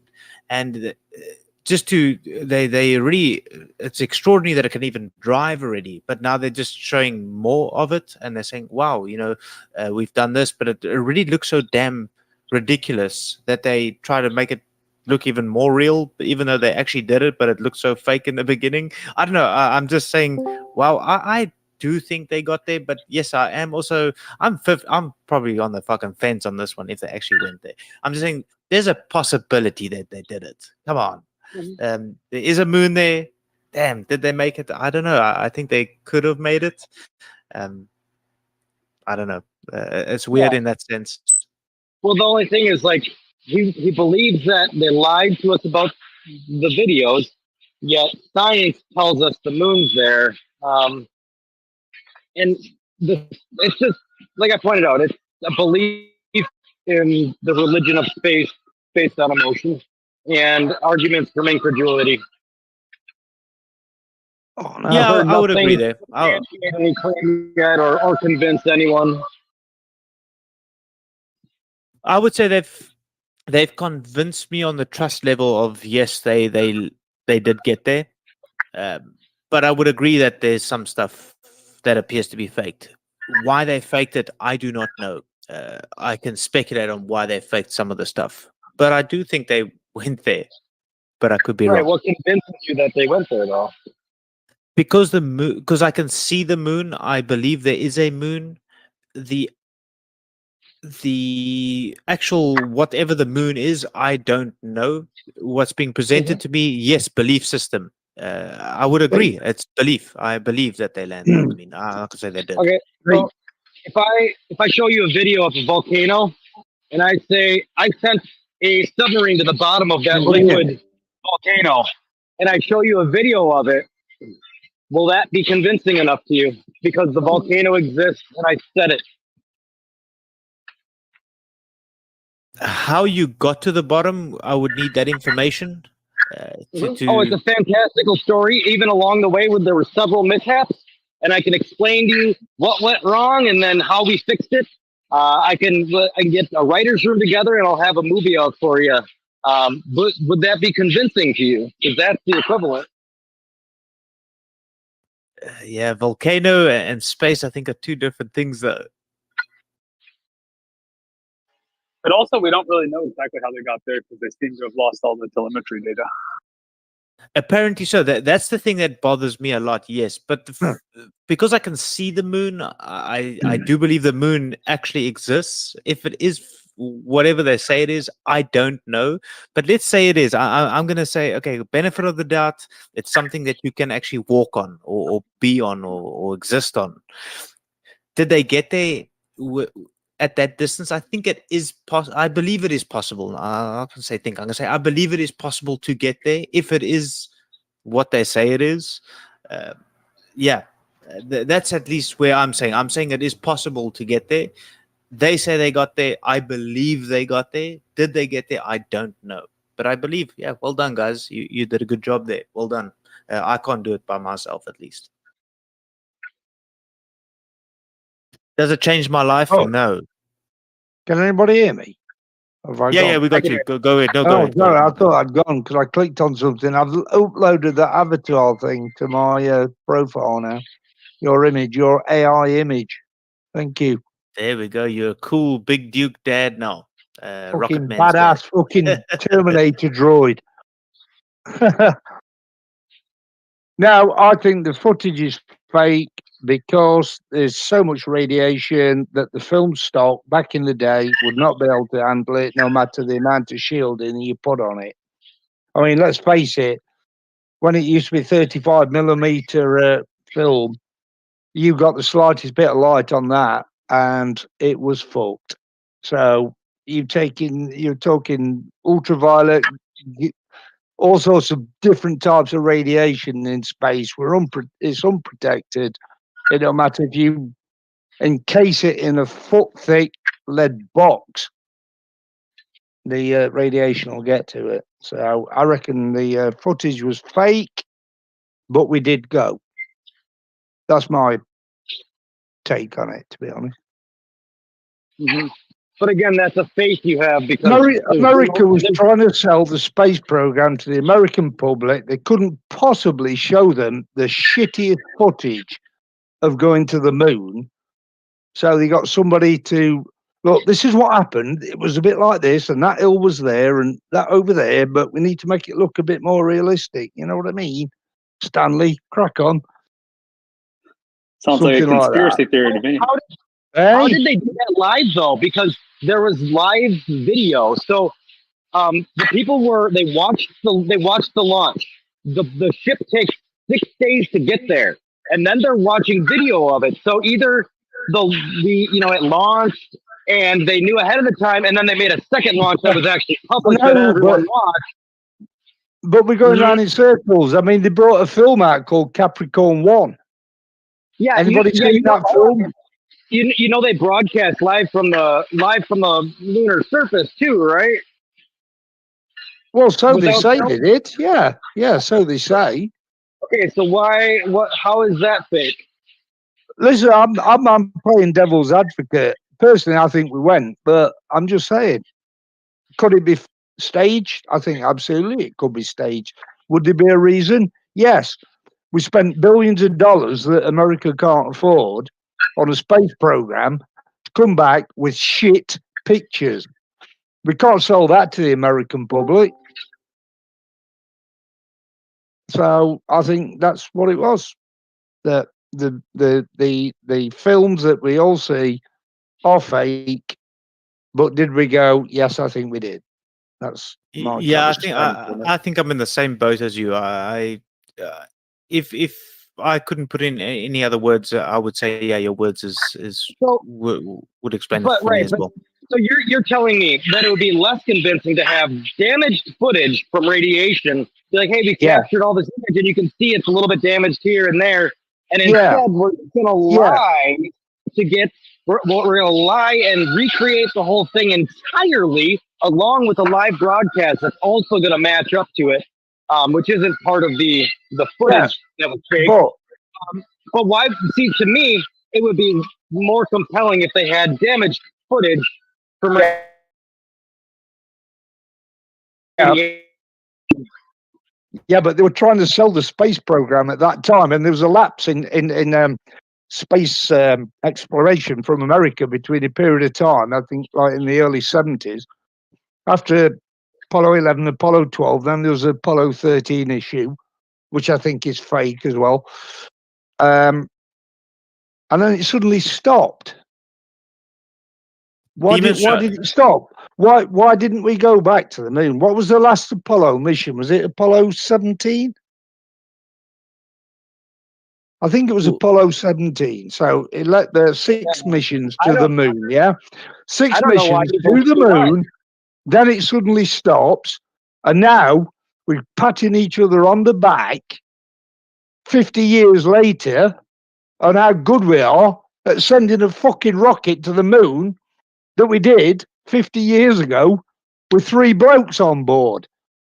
Come on, tell me what has changed with doing with computer technology that's about as good as a crappy bloody calculator today compared to today's technology, and we're doing something really shit up. We did it 50 years ago, apparently.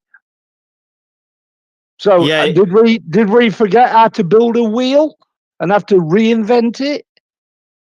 I mean, why the gap? It's the dollar, isn't it? Because it's too much money.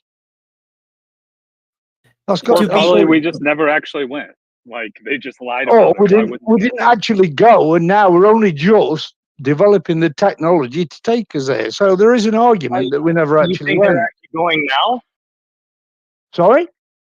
You think they're actually going now? You saw that landing yesterday, right? Well, I'm sorry. I mean, you saw the landing that didn't happen yesterday, right? I'm not saying, we're not putting people on the moon, but Elon's got bloody Mars on his drawing board, hasn't he? So we're not looking at the moon, we're looking further afield by a long stretch. It just seems like you got a lot of faith in a system that you don't even believe in. Demon's right. If anything, if there was two doors, the one that says we landed on the moon, the one that we didn't land on the moon, and the one is death, and the other one is you're gonna live. To be honest, I would most likely. I've never been in that situation, but I would probably walk through the door that says we did not land on the moon. I'm most likely putting a lot of faith in humanity to say, yeah, we did. But yeah, granted, it is faith based. But I'll walk through the door. I believe if that door was put in front of me, those 2 doors were put in front of me, I would say we did not land on it. I'm just putting faith in humanity to say, yeah, I think we possibly could.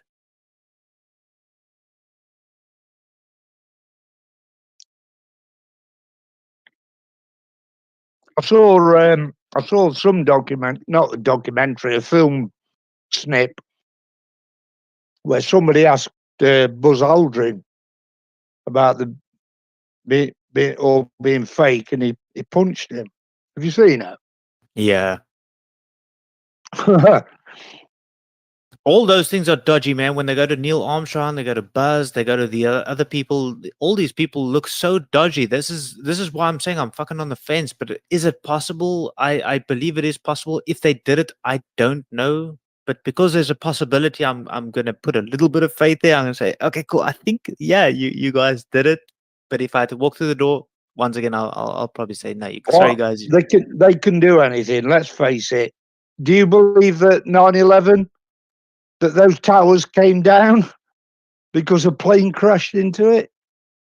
I've got a sticker on the back of my laptop saying 9/11 was an inside job. Now, if they can pull that off, if they can drop 2 mega skyscrapers into its own footprint, Oh, and also drop Building 7, which nobody even talks about. I think they're capable of anything. Well, But let me that's a ask you different this. topic. Do you believe jet fuel would melt steel beams? Because they No, say that no. that jet fuel was burnt up immediately upon impact. Yeah.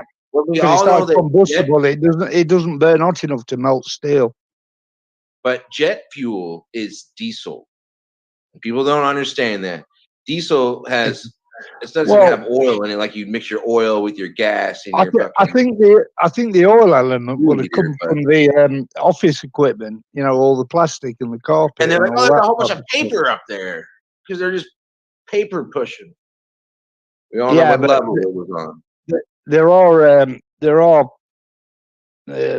this footage of like molten like lava coming out the side of the building, and come on, you've got to get to very extreme temperatures to melt metal, and so was it thermite involved?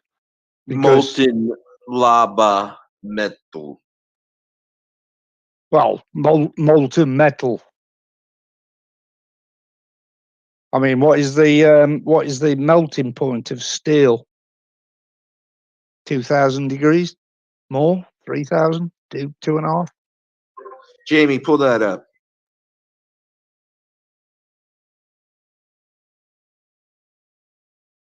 So unless there's other combustible materials that did it, plus they've timed the collapse as well, and it's falling in free fall.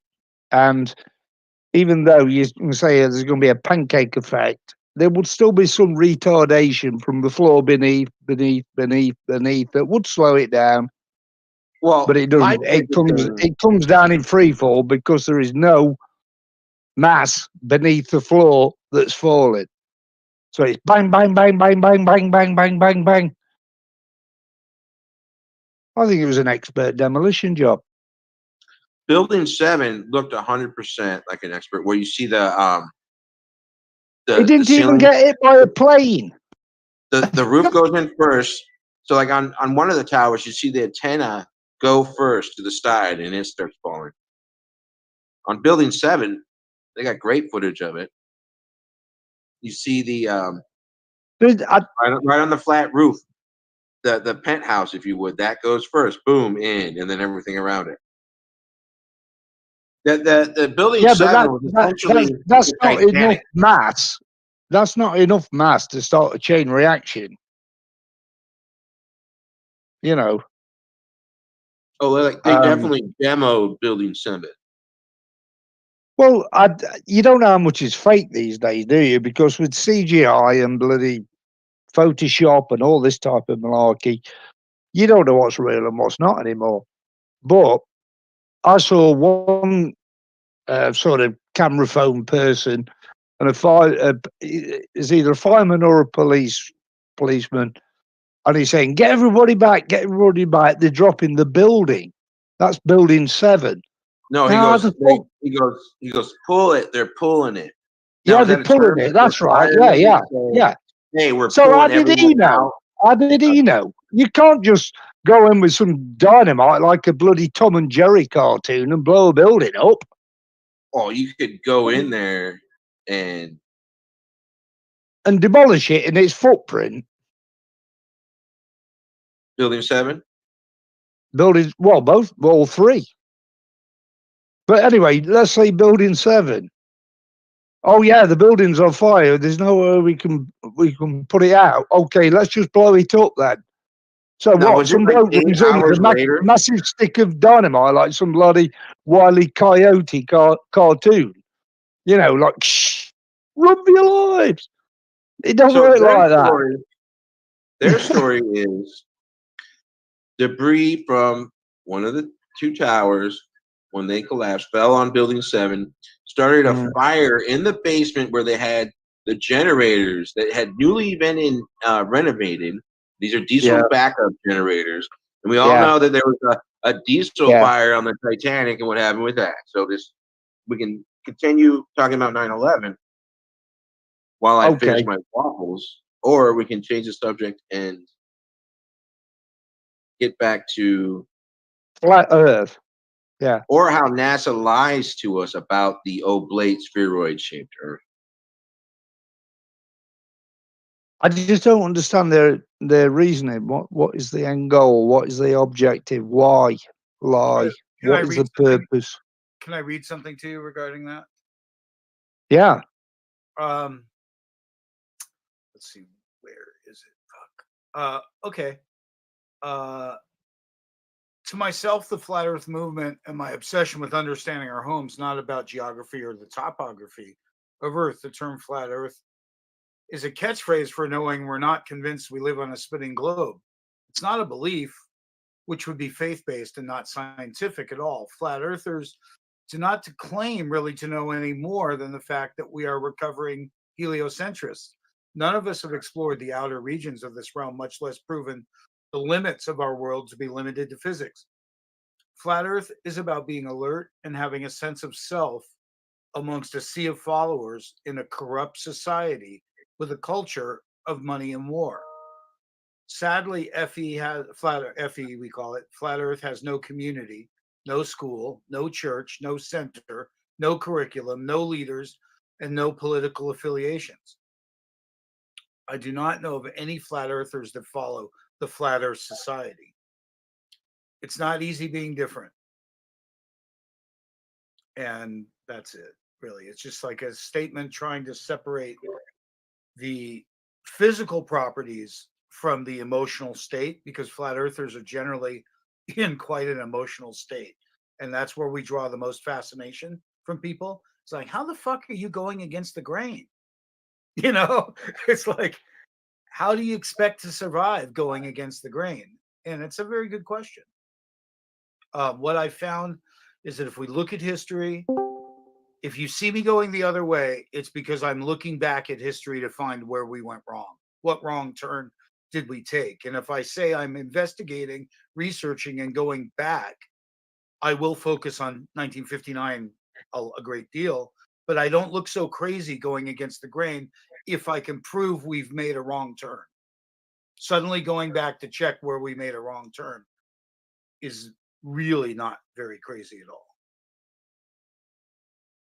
Other than that, going against grain is straight up crazy. It's not smart. It's not healthy. It's not, you're not going to get what you call anywhere. And most of us don't have the fondness of, or the faith in consensus, because we know a little bit more about consensus. It becomes pretty locked in. I mean, what you and I call bureaucracy. It's very hard to get out of a pattern. And mankind's in sort of like, in one hand, a technological boom, but on the other hand, it seems like when science got big and they started selling stuff like dinosaurs, you know, and museums and selling science, that it ran amok with the style of funding and the university system way of going about things being accredited or approved. And people really think that if somebody goes to school and has something on their wall to say that they're educated, that it makes them worthy of an opinion, because it generally doesn't. Well, I mean, I would accept the opinion of someone who's been trained on a specific piece of equipment rather than someone who hasn't been trained. So Sure, but that's welcome, Earth is Life. We're welcoming Big Duke 6 UK, a father of one of the members here, and he's looking to talk to some flat earthers today. Okay. What would you, as a globeling Earth is Life, what would you say to Big Duke 6 here to watch out for with any flatling, and maybe some suggestions on starting off his journey dealing with Discordians? So who are we? Who am I talking to? The gentleman, Big Duke, Big Dick Duke, as I'm going to call him. Big Dick Duke. Big Dick Duke, if you like. I don't mind. Hello, Mr. Hello. Big Dude. How are you? Hello. I'm very well, thank you. I would And say yourself? you should probably watch out for. Well, the first thing you'll probably start noticing when you start hearing flat earthers is that a lot of them will will use the same exact claim, and a lot of them will like, copy each other's arguments, and they'll use the same arguments. And when you ask them for evidence of this, they won't be able to produce any evidence.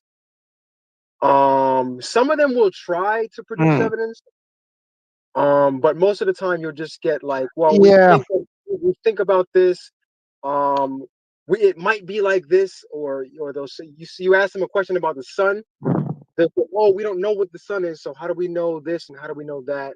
We don't know what the moon is. No, the sun is a ball in the middle of the ice, in the center of the ice, or something. I think somebody said earlier.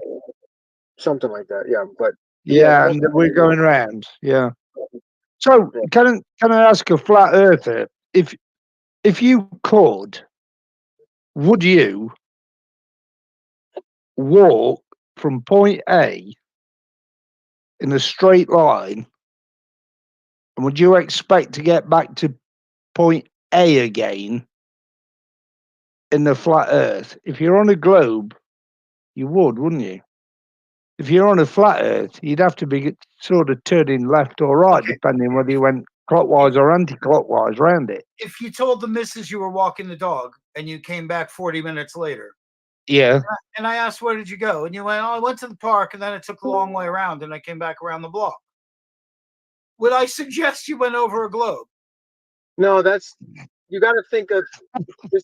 Yeah, this is theory. No. Let him and I talk, because I know your position right now, and it's not a good time to shit on me, because we're talking. I'm not shitting on you. No, he is. No. He wants to shit on me. Yeah. Okay. Don't shit on anyone. He's frustrated, and he deserves the time to speak. It's just that right now do a Cleveland steamer on Dan. This is the rules. We just want to interact with you a little bit. Yeah. Flat earthers are an odd bunch. We overthink a lot of things, and sometimes we're short-sighted in our deductions. For instance, I've never seen that, therefore it doesn't exist. Well, to me, that's perfectly logical, but it's fucking stupid. You know what I mean? But in my head, I've never seen it. So this kind of arrogance goes about with internet interaction, where people can throw their virtual weight around and never have to produce evidence. 100%. So the reason why Earth's life is muted in a way is because he stated something that couldn't be further from the truth in my case, because above, if you go up in the scrolling chat, you'll see me putting examples and observations of demonstrations that are very difficult to refute. And those are what we call line of sight observations.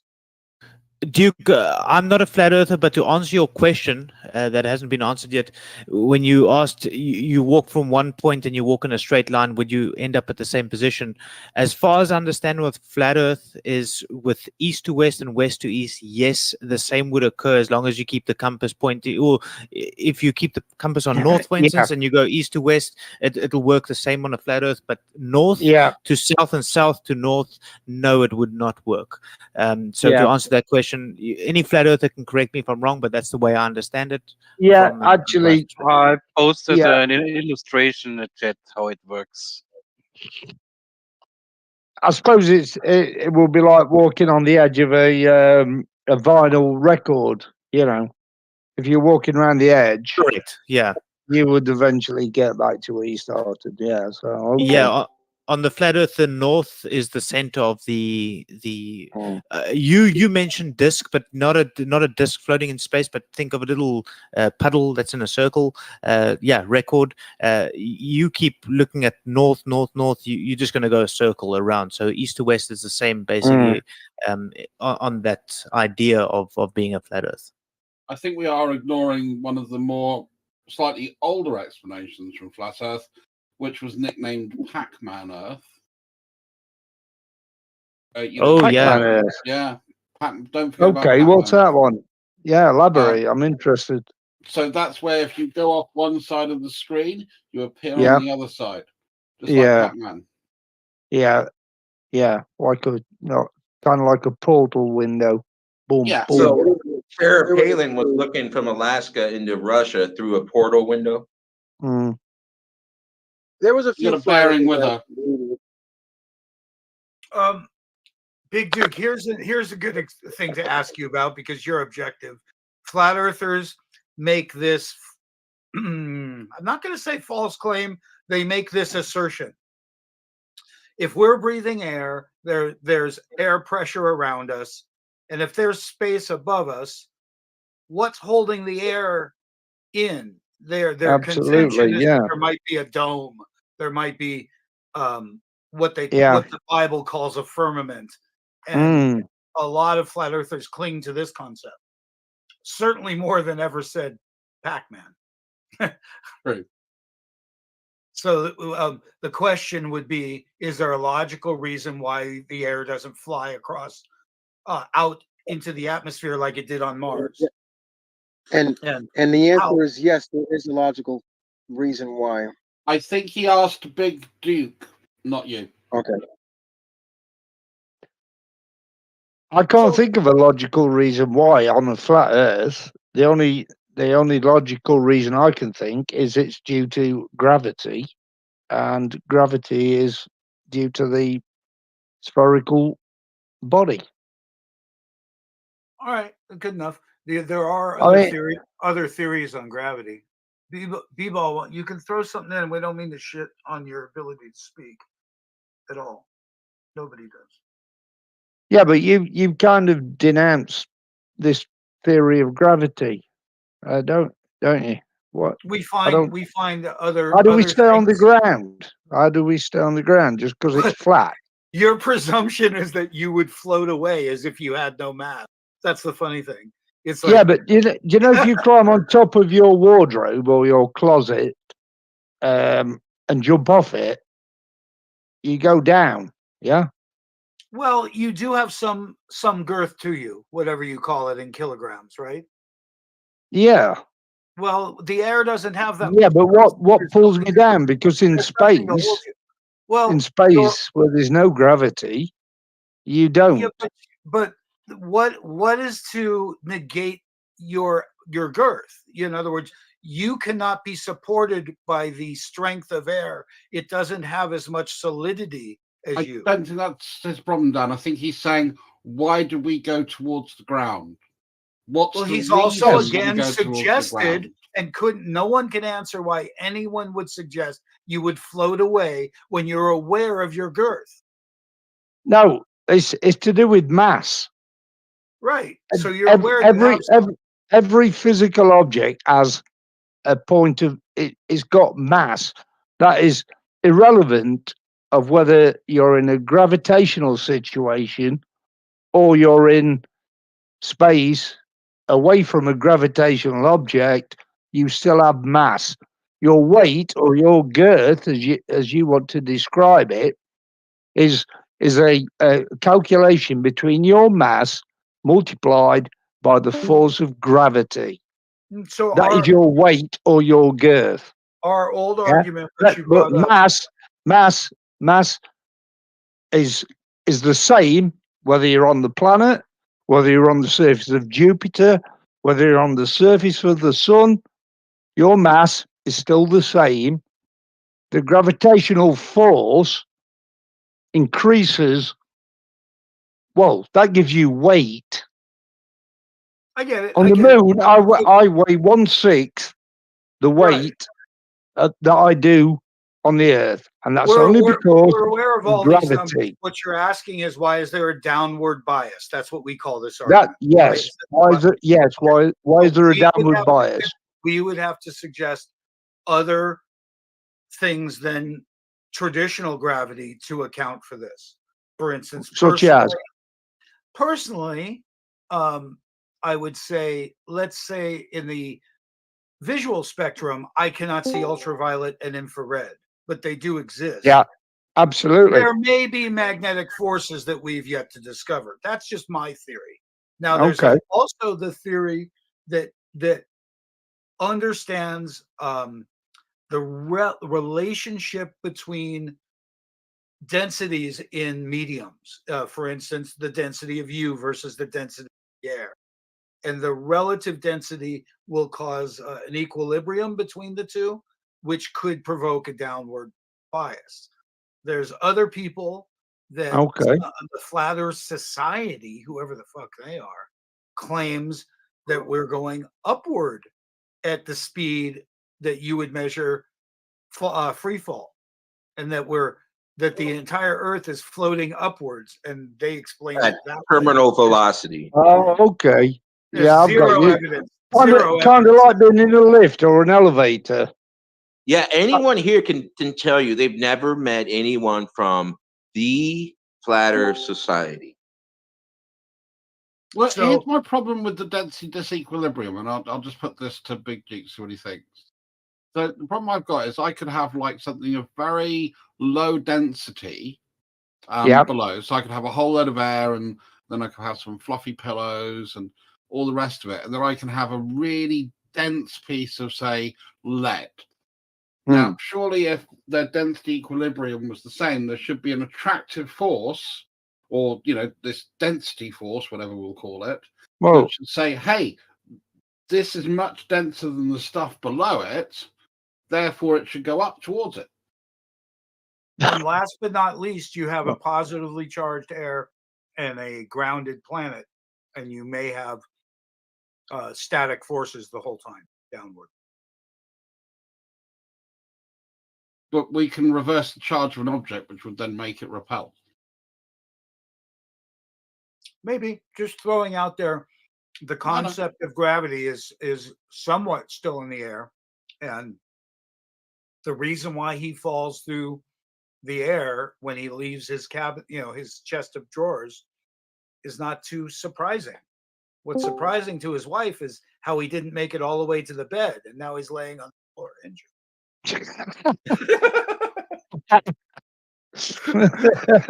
What are you doing? I'm testing gravity. I'll give you that one, Dad. That actually made me smile. That was a little funny. Good one. I missed it.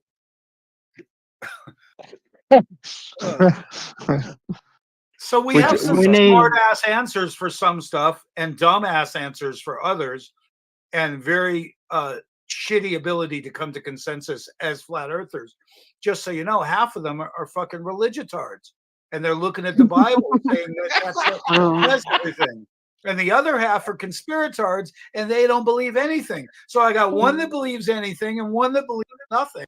And it's very hard to talk to either person. We're nihilists. Unfortunately, what you've done to Well me now, Dan, done. is I can only picture Big Duke in like one of those Mexican wrestling masks, and his wife going, "Ay caramba." Dan, you should have been a comedian. I'll be your comedian if you continue to laugh. No, thank you. Just be everyone's comedian, not all me. right, sweetie. Oh God, stop that. Hugs to you.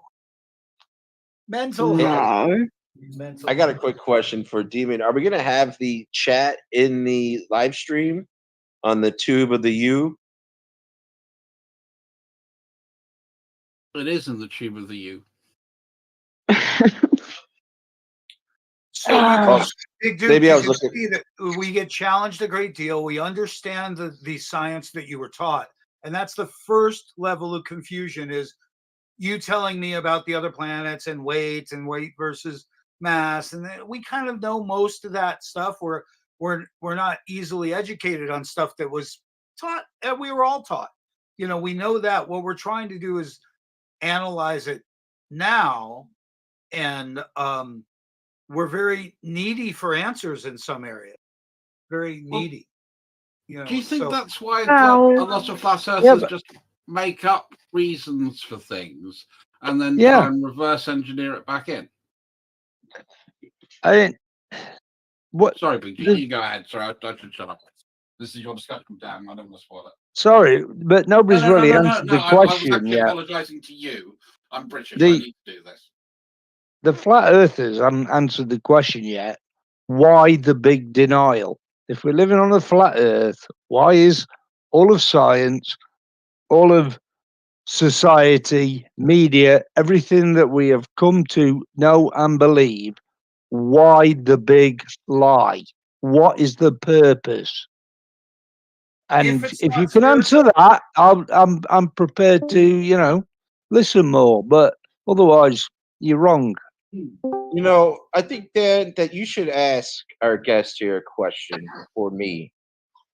Not yet. If it's not spiritual, then the answer is simply like the Monopoly board. As the industrialists came in charge and they began to manipulate things that we know of as World War I and World War II. They've been setting up the partitioning of things. And now that energy and utilities and oil particularly are involved, electricity and oil, as new technologies come, there's no place on the Monopoly board. There's no new places on the Monopoly board. Even though they've distributed it and it doesn't look like a monopoly, we forget that there's a banker. The banker went somewhere, there's a banker winning while we're playing the game.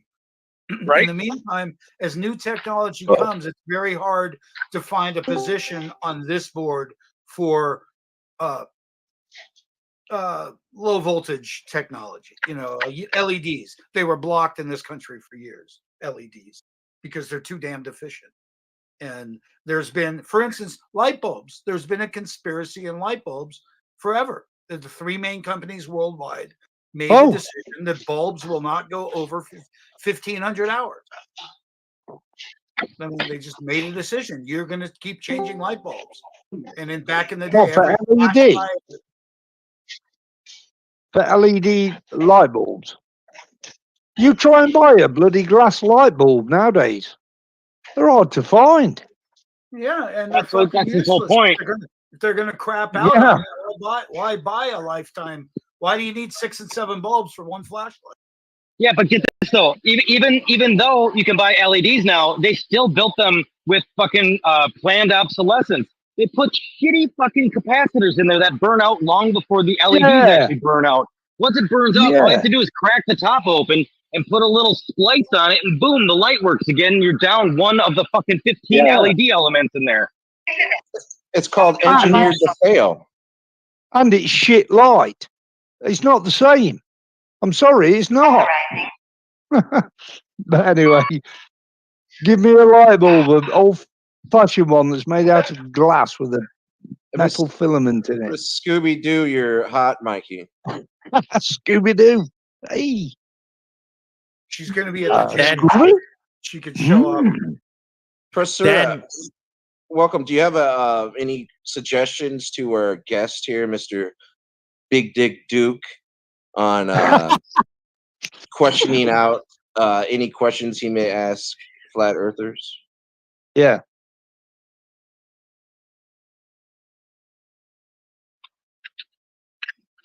He must be taking a shit. What do you got, Beer Man? Yeah. So Dan, there's that question that always gets asked, or not always. I think David Wise always asked it, like 3 best proofs for a globe Earth. What is? I want to reverse it in the sense of what is the 3 best proofs of a flat Earth, or 3 best evidences for a flat Earth? I don't know if that's ever been asked. I'm asking it now. Off the top of my head, I like line of sight because I've done work there. The lack of motion, in the skies and the waters. I don't know what to call that, but lack of motion, lack of curvature, lack of motion, and lacking space program, which is why images of the Earth come from there. So I got you. What do you mean lack of motion? You've obviously been on a train before, haven't you? Sure. The train you're on is doing what? Let's say 100 miles per hour. Yeah. Mm-hmm.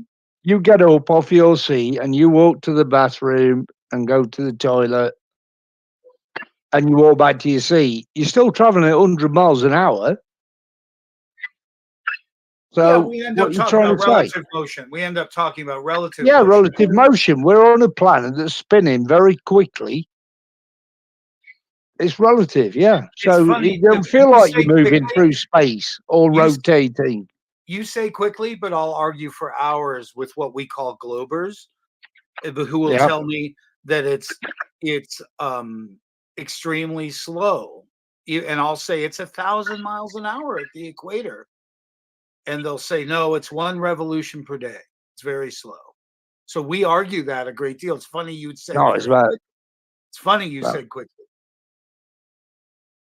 I don't know what you call slow, but I don't know what the revolution speed is. I think it's about, I don't know, if you want to put it in miles per hour, 3,000 miles an hour, 7,000 miles an hour. Well, it's a 24-hour day, so to get around. Well, if you think of it like the shadow of the sun on it, over 24 hours, and the Earth is what? What is these? It's 1,000 miles an hour to get to the 24,000. The Earth is 24,901 miles in circumference. Right. Big dick. Okay. And that rotates in 1 revolution in 24 hours. Yeah. Yeah. So it's 1,000 miles an hour. Yeah. And you're saying if that was true, we'd all fly off. You know.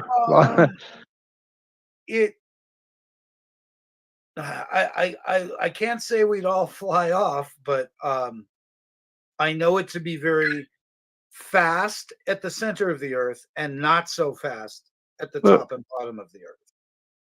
But when you're on a train, how can you get up and walk to the back of the train to go to the toilet?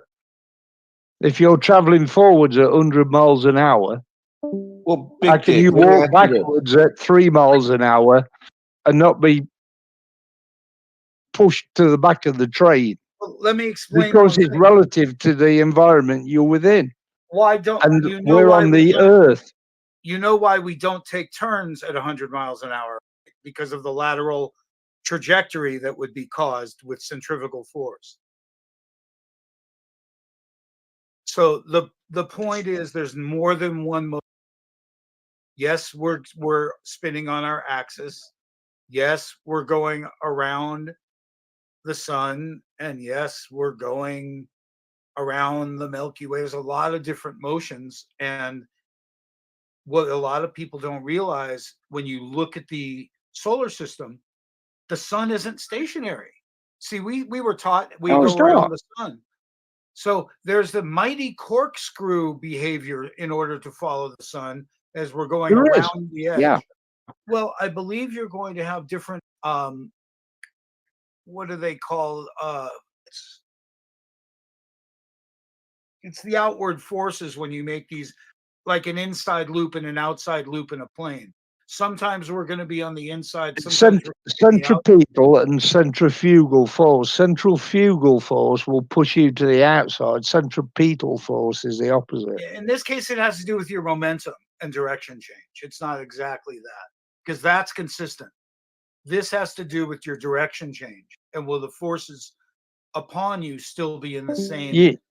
It's just not like going around and around. The point is that there's a lot to consider anytime we get into relativity of any kind. There's, in our argument, what they call a 3-body problem, and can you really get things to work in what we, orbits? Why are certain things not so damned obvious? Is a short-sighted thing. We go, oh, we have questions, therefore everything's bullshit. We can't do that. We have done that, and I apologize for our short-sightedness in our arguments, but it is very difficult to go up against culture. And we have a culture of space and a culture of war. And when I finally go, what difference does it make? And I go, God, they took over the United States in 1962 when they killed the president, and the prior president warned us when Eisenhower left office. He said he had lost control from that office and to beware of the military's influence. And next thing you know, there's no United States as we all think of it, as being this progressive, new, state-of-the-art way of life. It's been gone since then. Yeah, but oh, sorry, let somebody else have a word. Yeah. So I just want to get back to this the rotation. So Dan, let's use the equator at 1,000 miles per hour, and would it make a difference if it was spinning at 1 mile per hour? Would it be different then for you? The reason why I'm asking that is I'm sure this has been asked before. I think I've heard the discussion before. But if I'm driving my car at 60 kilometers per hour or 30 miles per hour, and I'm going in one direction. So granted, there's other directions. I'm just going to give this an example. We're doing 30 miles per hour down the road. I don't feel the difference doing 30 miles per hour in the car versus 100 miles per hour in the car as long as I'm doing that same speed. I don't feel the difference. I still feel me, unless there's a change in it. So would it make a difference if the Earth was spinning at 1 mile per hour versus 1,000 miles per hour? Would that change your understanding of it at least? Understanding of it. Do you know Quite what changed deep, my that. understanding of it? Looking at a bicycle spoke. Because there's one line from the center to the outside traveling at the same apparent speed. Yet the inside and outside of those spokes are traveling at different speeds. But it's one line. They have the same rotational moments while the velocities change. I believe it's in a linear fashion when you go from the axle to the outside diameter. Yeah, so that's moment, easy to see in a bicycle and hard to visualize. This is where you need Rocket Man. Rocket Man will give us our C plus C, V. He would blow your mind. Yeah, I don't know the math for it, but I can only imagine because it's got the spoke is the longer the spoke is, the larger the wheel is. It's got to travel a further distance, so that's going to be relative again to the distance that it's traveling. So to match the shorter spoke or the shorter distance of that spoke, that shorter spoke is going to travel the same because it's on the same path. It's got to travel a shorter distance at the longer the spoke is to get that same distance. right. So the further it is, it's going to have to travel faster to keep up with it. But it's all relative to its circumstance, to its being, to its existence. But if we all live side by side in a big line, it's very difficult to explain that Jim at the other end is traveling at a different speed than us because we're all connected. Yeah, now, but that's if you were in space, all right, so imagine you have just one spoke on the wheel, you remove everything, and it's just one spoke, and it's not even like, so you got the axle, you put Ed at the axle and Dan's at the very end of it, and now you juxtapose them in blank space with nothing to reference them on, and have them rotating in one rotation per whatever. Their speeds are going to be different, and they aren't going to know because there will be nothing to reference from that they are moving different velocities. But they would be moving the same rotational period. It's only when you have something to reference to that it becomes apparent what your speed is. Well, what's even crazier is if we lined up all these houses side by side and they were all level to each other, you would still say it contoured to the earth. So the flat earthers dispute the word level. We don't just agree that we don't like to use level. We believe there could be a straight tangent. And that we think water's level. And what's that got to do with the rotation though? Nothing. Sorry. Oh, okay. No, it's fine. I thought that had something to do with it. My bad. No, it's just it would have been the next thing what we were talking about. Oh, okay. So yeah, the rotation would cause movement in the oceans. So we got to deal with the air being lockstep or not, and the oceans as well. Yeah, I wouldn't expect it to do much to the oceans if the oceans are in friction with the other mediums. For instance, rock, sand. There's a medium that it's grabbing onto, so it'll be steady in its place. Yeah, I don't know where it would move. there would be a steady flow in one direction. There would what slight anything there would be in one direction. You know, what in process that the drag has against the energy that was there. You know what I mean? I believe there'd be evidence. Now, I'm just saying that off the top of my head, and I'm admitting as a flat earther that we use either smart logic or dumb logic, but that doesn't mean that it's been a fully assessed. We're often hammered for having questions. No, that's cool. Actually, if anything, Dan, like I say, you know, we actually had the discussion yesterday. There's people that need to get these things tested, doing the actual work to test it. I'm very excited to actually have the discussion with you guys tomorrow, because I think your other point that you brought up was with the curvature, or the line of sight. Like I said, that is all measurable, which no one's actually been doing correctly yet, and hopefully tomorrow we'll get a bit more understanding of it and to get more tests on it. So that's going to be exciting. Line of sight. I saw something once regarding a flat earther talking about plane aircraft routes, transcontinental, sort of from USA to Tokyo, let's say, yeah. And the route it takes is kind of, I don't know what the route is, but it's over the North Pole and down to get to Tokyo on one tank of gas, fuel, yeah. A flat Earth, if you measured that distance, that aircraft would run out of fuel somewhere in the Indian Ocean if it was drawn in a straight line. If you draw that trajectory across the globe, it works. The plane can get from A to B, taking that route over a curved surface. If it went in a straight line, exactly as a flat earther perceives it, can't be done. So is that another conspiracy, that the fuel of these aircraft are bullshit, and it's all another part of the grand conspiracy?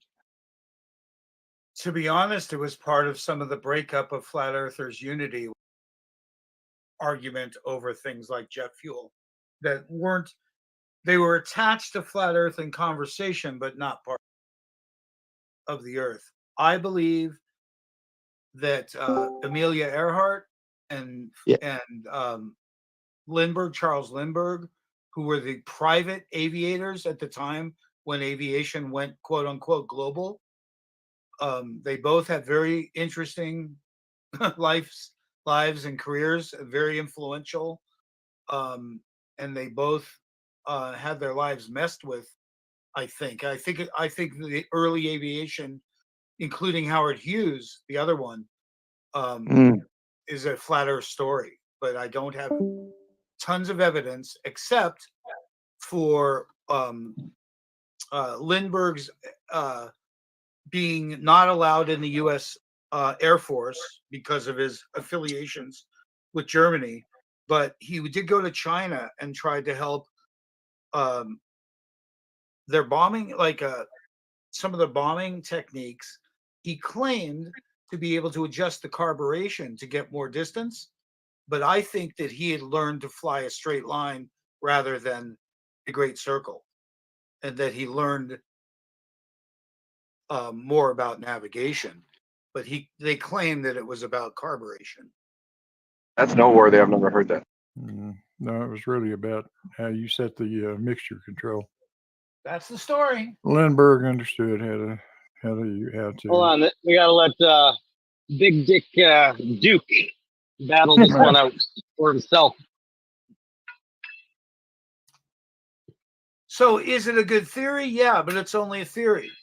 We use the word theory, and I want to just tell you how awful it is, because we can't say conspiracy without somebody making it seem silly by calling it conspiracy theory. Yet most of science is trapped in theory. And so it's really weird. It's a positive word when needed, and a dismissive word when used against the conspiracy theorist, so to speak. They attach theory as if it diminishes the idea. So I'm confused about the theories. But theory becomes fact once it's measurable and proven. It becomes science fact I rather thought than that was true, but science it's not. conspiracy. They're separate. There is no path where it's suddenly a fact, because you'd stop calling it a theory. You would start calling it a fact. Yeah, but we know 2 + 2 = 4. Yeah. That's always been a fact. It's never been a theory. Yeah, but who says? Like a 60-page paper on it. So you can see how we could argue forever, because flat earthers love to argue. Do you have any more? Yeah, I've come to understand that. Yeah, for sure. Sorry.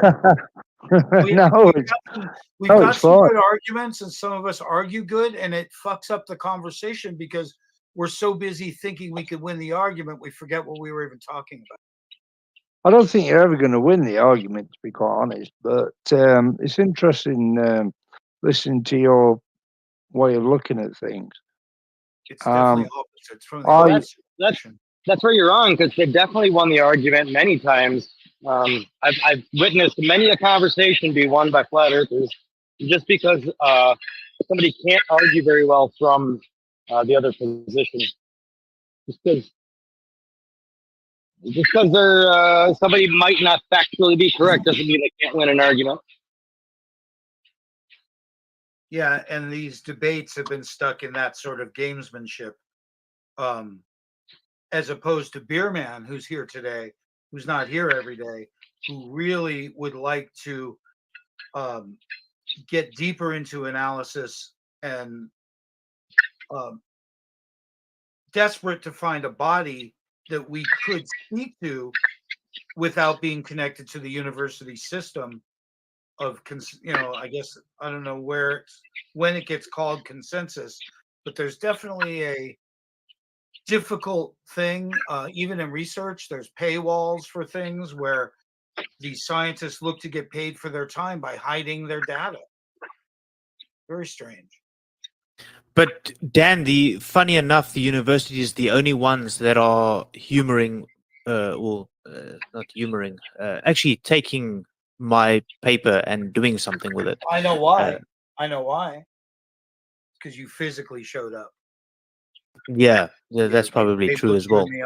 They looked you in the eye, and that's why. Go ahead. But that's the only people that's taking the damn thing seriously. These discords are just here for arguments, winning arguments. You actually hit the nail on the head, Demon's Stride, where, yeah, flat earthers can win arguments, but it doesn't mean that that is the truth, which is sad. And it's stuck in that. It's this loop, same argument for the past 5, 6, 7, 8 years. It's weird that no one's actually doing anything with the argument and actually testing. People want entertainment. That's the difference. People are here to be entertained. The majority of them. It's rare instances of people that are willing to actually go forth and do the shit. And there's a handful of them here today. And I think we just gotta try and nurture that. And I think the whole movement can go in a better direction if we work at it that way. Yeah. Also, the flat Earth movement became part of popular culture and invited the charlatans and the profiteers to come play there, similar to the UFO movement of the 50s, where there were conventions and every idiot said they had a sighting, and people marched about drunk in the fields to make crop circles because it was just good fun. Fun to troll, fun to wind up people. And flat Earth is very similar to that in its popularity and level of seriousness. It's not taken seriously in the end, like the UFOs, which should be of dramatic concern for everyone, right? Should be. Yeah. I'm going to get going now. I'm going to go shower and head to bed. It's getting late my side. Big Duke, it was awesome meeting you. Thank you. Yeah. And thanks for the rest of the guys that participated tonight. It was fun chat. But yeah, I'm going to get going. Have a great evening Right. and day. Stay blessed, brother. Thanks for stopping, Beer Man. Hey, do me a favor. Well, Do me a favor and check the event card. Make sure that all works for you. But I'll see you tomorrow. Oh yeah, it should be 6 p.m. my side, unless anything's changed. I'm still good on the set time. what's that? Oh, it says Tomorrow? 8 p.m. my side. 8 p.m. my side. It shows Where, on where are Discord. you? Are you in South Africa? Yeah, South Africa. So you're you're on the saying it same doesn't show the right time latitude for you right now? as longitude as Hold on a UK second. then. Jesse's willing to move. Jesse's willing to move this if you want to move Yeah. it. So, what time does it say on the card for you right now? 8 p.m., which is still good for me. I got no plans tomorrow evening. I'm taking it very, very chilled. All right, that works for me too then. Okay. At the safe dark area time. Yeah, but if you guys want to change it, just DM me during the day tomorrow or your guys' day today. I'll see it in the morning and I'll check it out. But yeah, I'm good for either 6 p.m. or 8 p.m. At the moment, it's showing 8 p.m. I'm good for that. Bye. Cool. Have a good one, guys. See you tomorrow. Cheers. Okay. Well, Fundy thank to you. the room.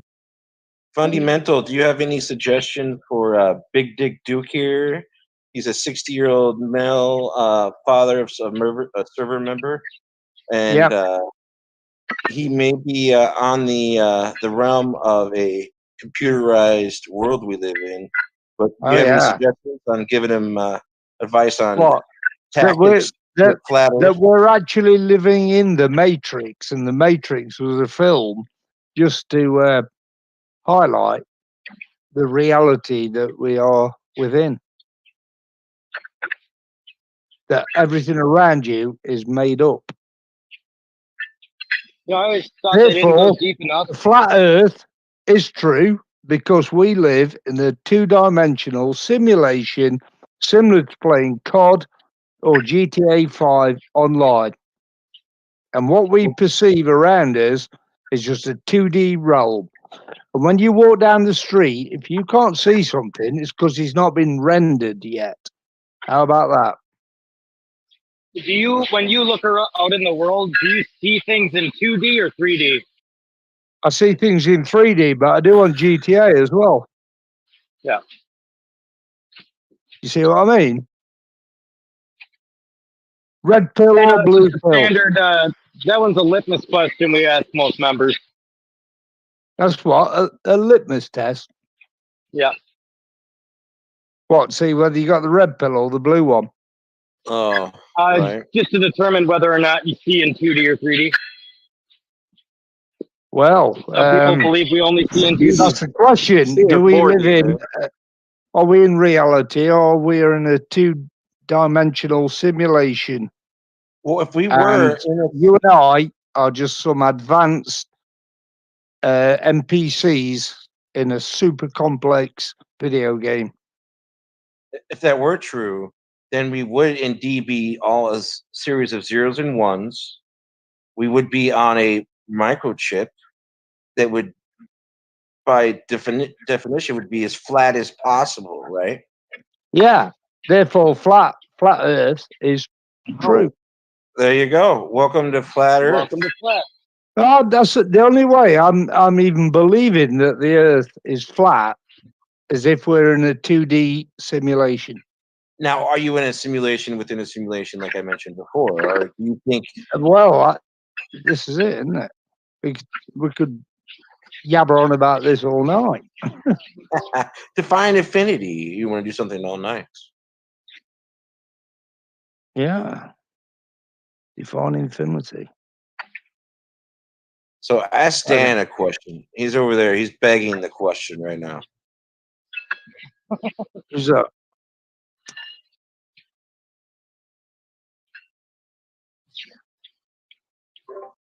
Mr. Big Dick, ask Dan a question. Say Dan? Who's Dan? Dan's the gentleman that you've been discussing with earlier. I don't know if he's petting his kitten I don't know. Has he gone? Sucking his Hello, bong. Dad? Here he Are is. you there? I'm here. I'm here. Yeah. So, are we living a simulation? Is all of this we're talking about just some very sophisticated algorithm programmed by some supreme intellectual godlike entity, multidimensional or whatever? If we're in a simulation, which according to Elon Musk is billion times more probable than this is actual reality, and me talking to you right now is just a part of that algorithm.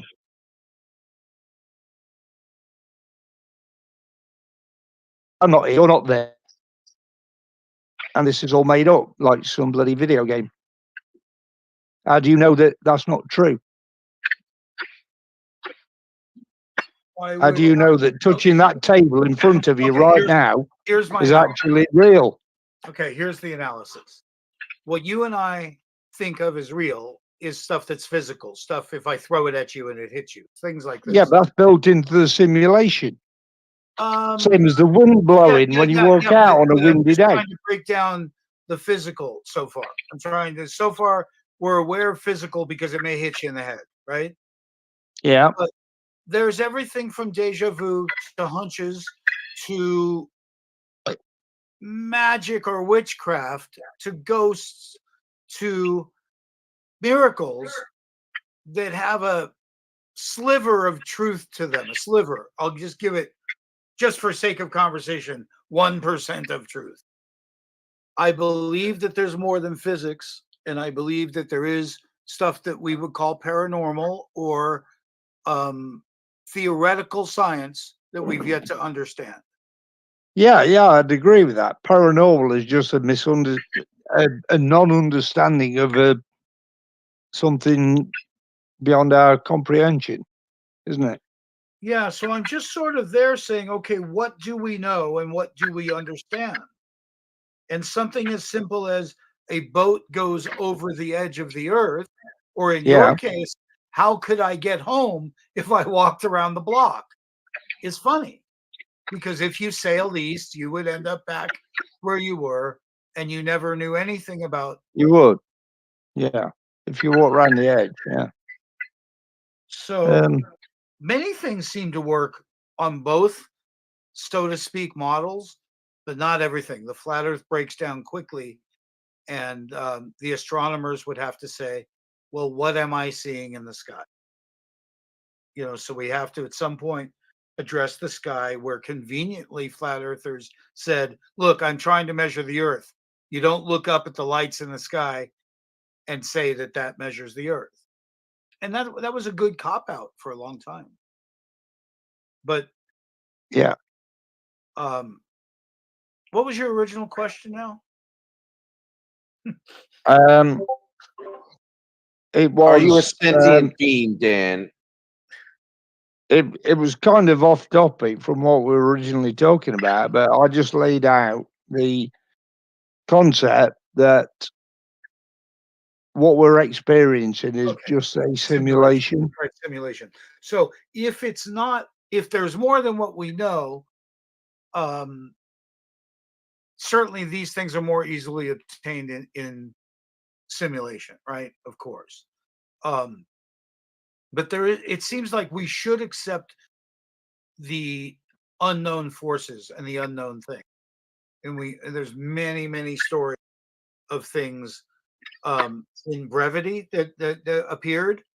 And I believe that if we operated at a different frequency of something else, we would intersect infrequently. And supposedly frequency is everything, creating form. And we're sort of forgetting that too. Are we able to see shit? Do we even look in that wavelength? Probably not. We're so fucking self-centered that we don't really even know what's going on. I heard that today you could go outdoor in the infrared spectrum and see tons of stuff in the sky. Oh You yeah. know, so it's not like it's not there. So frequency is interesting still. And are Yeah. we physical, or do these things just operate at a different wavelength? And we're thinking them as not real because we don't operate it that way. Absolutely. It's kind of like an ant contemplating a skyscraper. What is this thing? I I don't can know. I'm crawl up the jealous side because of it. I don't know what it is. I don't know what anything does. What is that? It can't comprehend what's around it. Interestingly enough, when something's born into a situation, let's say a noisy road underpass that a bird is raised in, it's no longer startled by the same noise that may startle a bird of the forest. So the culture that we're raised in sets the tone for what we find acceptable. You know, it's like, well, I live here, so I don't hear it anymore.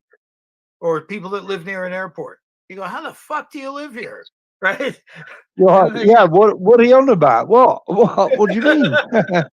So I suggest that you and I were born into a culture that isn't even about what we believe.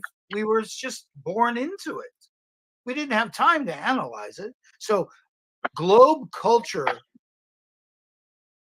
didn't call for analysis. We were handed it. We were handed it as a way of life. So I guess eventually I'm a shallow flat for not addressing creation and not being into that part of the story, because it's got to be part of the story. You're not shallow, Dan. You're just below sea level. But I got a good joke to go with that. How do you cut the sea in half? With a Like the Red Sea, seesaw. the parting of the Red Sea. No, you cut a sea in half with a seesaw. Banned. You're banned. Get out. Banned for life. Bad Damn jokes it. for open mic only. Scooby, No. do you have anything to say to our guest here in regards to the tricky flat earthers?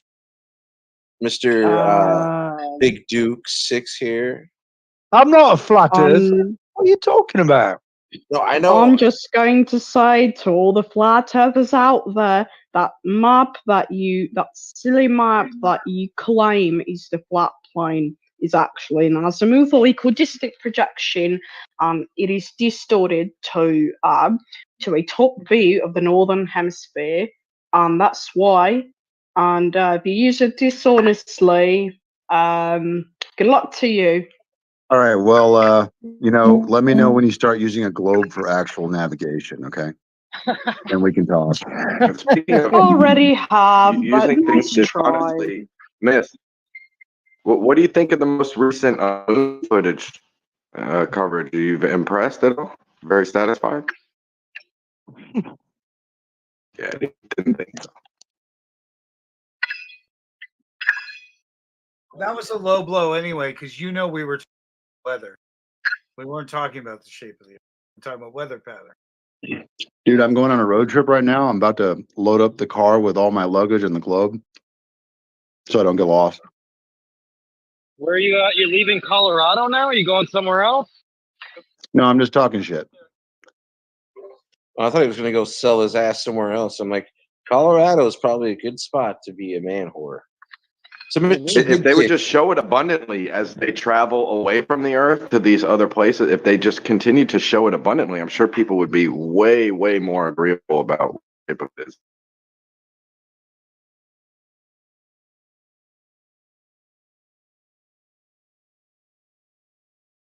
I love my AE map. Of course you do. I love my AE map. It'll cuddle with the AE map. The only thing that I cuddle with is a pillow. So I had this idea to sell a towel that had the AE printed on it. and then I sell mean, it as a pillow, even though it's uh, flat? well, it's not flat, but okay. Stupid. Flat Earth pillow, and we could wave it like a towel. Like, I got my. But it's like the whole idea is to call it a pillow. Man, you can use my map for that. Yeah, I'm gonna need a little bit of royalty. So once it gets over $1 million in sales, then I'm gonna need royalties.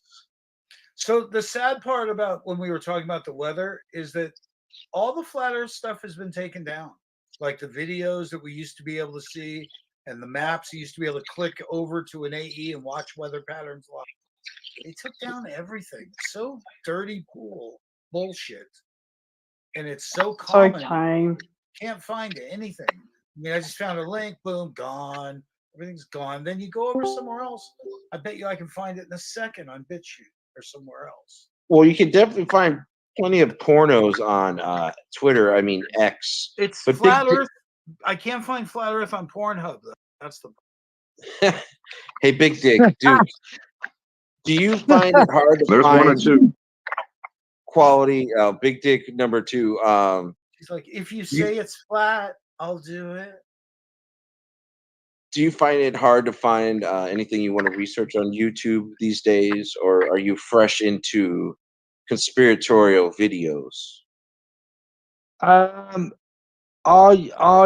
look at different channels, and yeah, because the amount of censorship on social media, well, it's blatant, isn't it? It's obvious. Yeah, like here we can't say the V word, from 2020. We can't say the V word, and The V word. Like, yeah, so what's the V word? We'll tell you if you say it. No, it's pretty easy. You know which misinformation we're talking about. It's not even a people get sued, lots of money for it, and they get their shit taken down. They get canceled. Like, it's just not worth it. You know what it is. Because we are on Discord right now, but we are being censored because it's streaming out to 5 different platforms, Steven?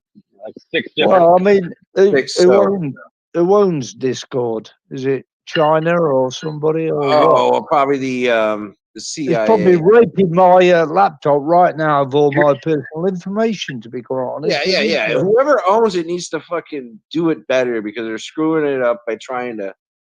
I don't know what they're trying to do with the software the last 6 months. Well, it's a massive global conspiracy, obviously. No pun intended on the global part. There's a massive cabal. Not a massive cabal. There are a few power people that are pulling the strings of the globe. I mean, why do we have meetings with groups like Bilderbergers, the WEF? These are private organizations where you've got heads of state, bankers, senior big business people, corporate giants, all meeting in secret, making decisions behind closed doors, no media. What the fuck is that all about? If it's secret, how do you know about it? Because it's been exposed. You've heard of the Bilderberger group, haven't you? The Bilderberg. I hear that. I hear Rockefellers. I hear a lot of names thrown around. Yeah, the Bilderberg group was set up by the Dutch royalty. It's a secret meeting that takes place every year. There's about 150 invited guests that include politicians, heads of state, major business people, people in medical and technical realms, and they all get together in a secret meeting and they make plans, and no media is allowed in. What's that all about? Because they're planning certain things to happen on a global perspective. So who's pulling the strings? Joe Biden is the most incompetent fool, and everybody knows it. But America props that clown up and sticks him in front of the camera. I don't know what drugs are injected in him so he can actually formulate a sentence, which he can hardly do. We got another foreigner doing U.S. politics again. Right? Sleepy Joe, don't forget to go. But we gotta rule. Oh, yeah, political now, aren't we? Yeah, but all I'm saying is powers that be are pulling the strings, and puppet presidents like Joe Biden and Rishi Sunak from the UK are all part of it. Rishi Sunak's part of the WEF.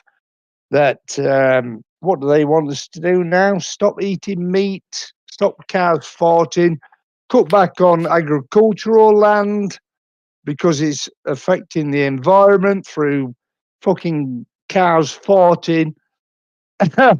So eat insects is basically what they're trying to sell, isn't it? I mean, look at Klaus Schwab. He looks like a Bond villain. Dude, it's If crazy. I've ever seen one in my life. Flat earther. Just keep it up. Hey? You'll be a flat earther before the end of the day. Who? Me? Mm-hmm. No.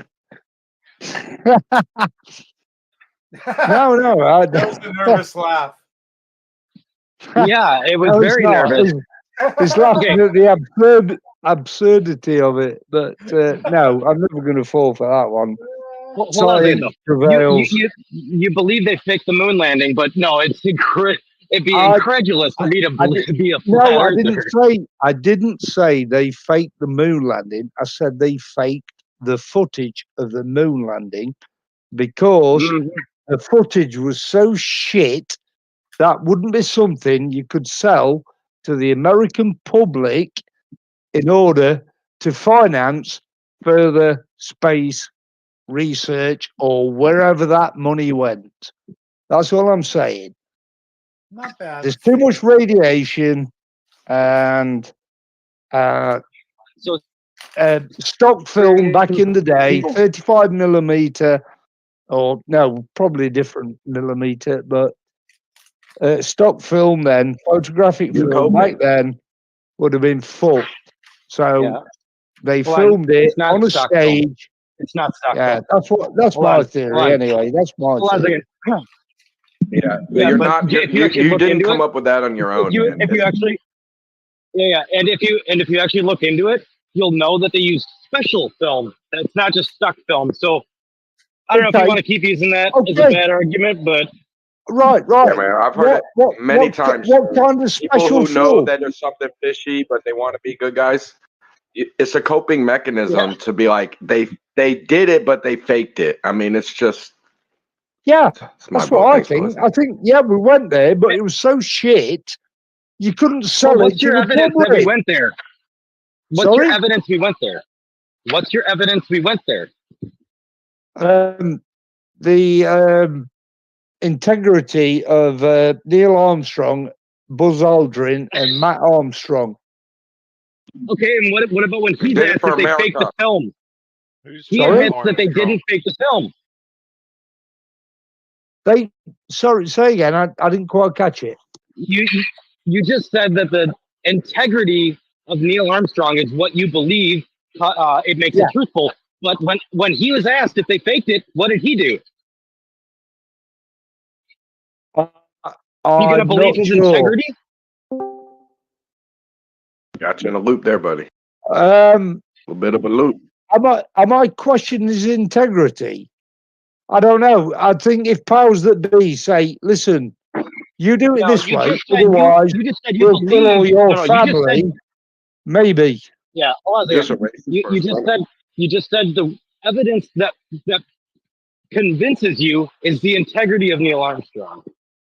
Yeah, but it shows on his face when he's have his integrity being damaged. It shows on his look.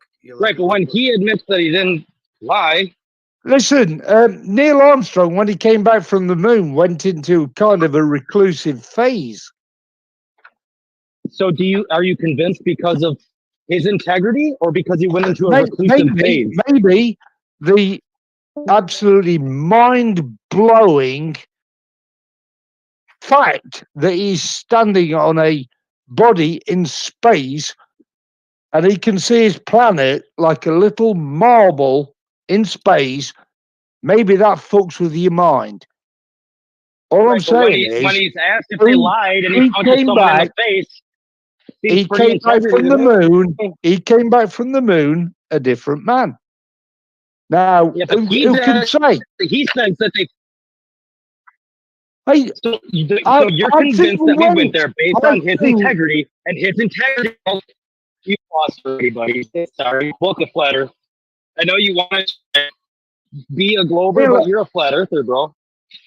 If you look at Neil Armstrong's career, he's exemplary all the way through. So is Buzz Aldrin. Exactly. So is Matt Armstrong. And I just think that these people, whether actually landing on the moon and stepping foot on the surface of another astronomical body other than the planet you're used to, might fuck with your mind. Perhaps. So do you believe that? I think that his integrity was so strong that he took himself out of the limelight, became somewhat of a recluse because he couldn't keep up with the bullshit. Right, so do you believe his integrity when he says they didn't? You're not listening. You're not listening. I think he went You're to not the listening. moon. You're not I think listening. he went Try to the listening. moon. Try listening. Try listening. I think he went to the moon. Try. Are you just going to repeat yourself over and over? You want to try listening to what I'm saying right now? I'm not understanding your argument. I believe he went to the moon. You need to shut the fuck up long enough for me to say it. That's the problem. Okay?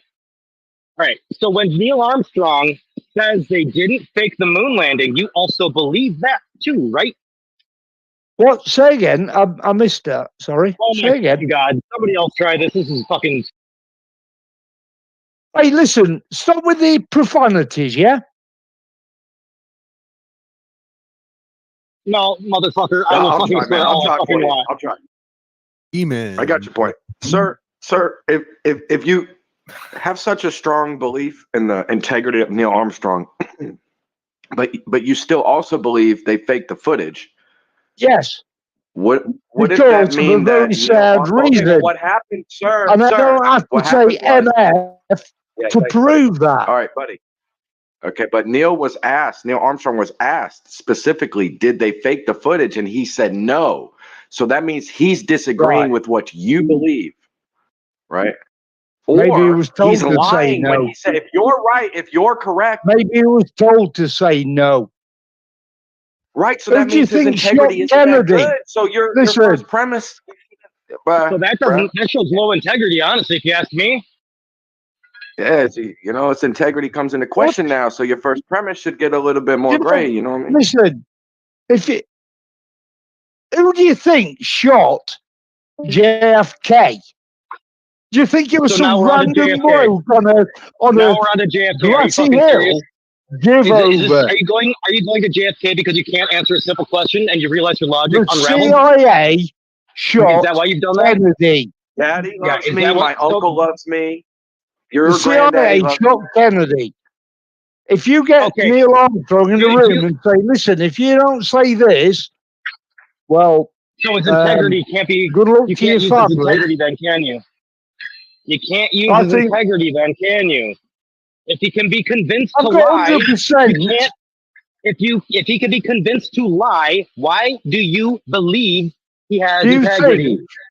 Do you think if your family was threatened that you wouldn't say things that you didn't believe in? Do you have any evidence he was threatened? Yeah, I think Or are really, you man, just coming up like you are a flat earther, bro? You are seriously a flat earther. Welcome to flat earth. I think he's a good soldier, like you're saying, dude. I think his integrity is so good that he would pretend to go to the moon. He wouldn't even pretend about fake footage. He would just lie flat out, like for America. But for America, he would do it to feed his family and save America. That's, you know what I mean? He's a good guy. He faked the whole moon landing, not just the footage. He faked the whole thing for America because he's a good guy, man. Yeah. Yeah. Yeah, he faked the whole thing. I don't know about that. I would say he went. I just think your footage is probably fake because there's too much radiation in space. Where'd you get that evidence from? That there's too much radiation to that it would have damaged the film? Because you know, there's not an atmosphere to protect you from the radiation coming from the sun. Gamma radiation, ultraviolet radiation, umpteen times of radiation. Hey, somebody's going to mute you if you don't know how to fucking have a conversation. Okay. The atmosphere isn't the only thing that blocks radiation, by the way. Holy shit, man. Every You don't know how second to have a word you conversation. say, Okay. every Yeah, second motherfucker, word you... motherfucker. I will swear all I fucking want. Quit bitching about it. Have a conversation or don't. About 10 times in one sentence. Yeah, dude, I have to keep fucking swearing because you keep interrupting me every time I fucking talk. Don't you lecture me on how to articulate. The only way you can do it is by going, fuck you, motherfucker. So, yeah, big dick. All right, that's not how this is gonna go. I can tell you've been having a little bit of drink lately because you changed from the beginning of the conversation to now. I'm gonna ask you not interrupt people anymore. That'd be fucking great. You were so you were muted that whole time. Nobody heard a fucking word you said. You said fucking again. Yeah, dude, fuck.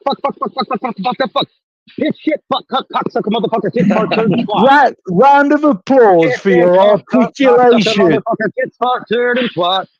Shit, fish, fuck, cocksucker, motherfucker, tit, fart, turd, and twat. It's a good song. Blink-182. Take off your pants and jacket. Tourette's? Have you got Tourette's syndrome or something? Would it be a problem if I did? I'm just asking because your outbursts are irrational and somewhat absurd. Well, the problem is I've been trying to have a back and forth with you, and you continue to jump on my speech and interrupt me continuously, and then change the topic just like that. Yes, you have been. All right. So the problem is I've actually been trying to have a conversation with you. Go back to your bedroom. Go back to your bedroom. Hey, you know what? It was nice talking to you. Somebody else wants to.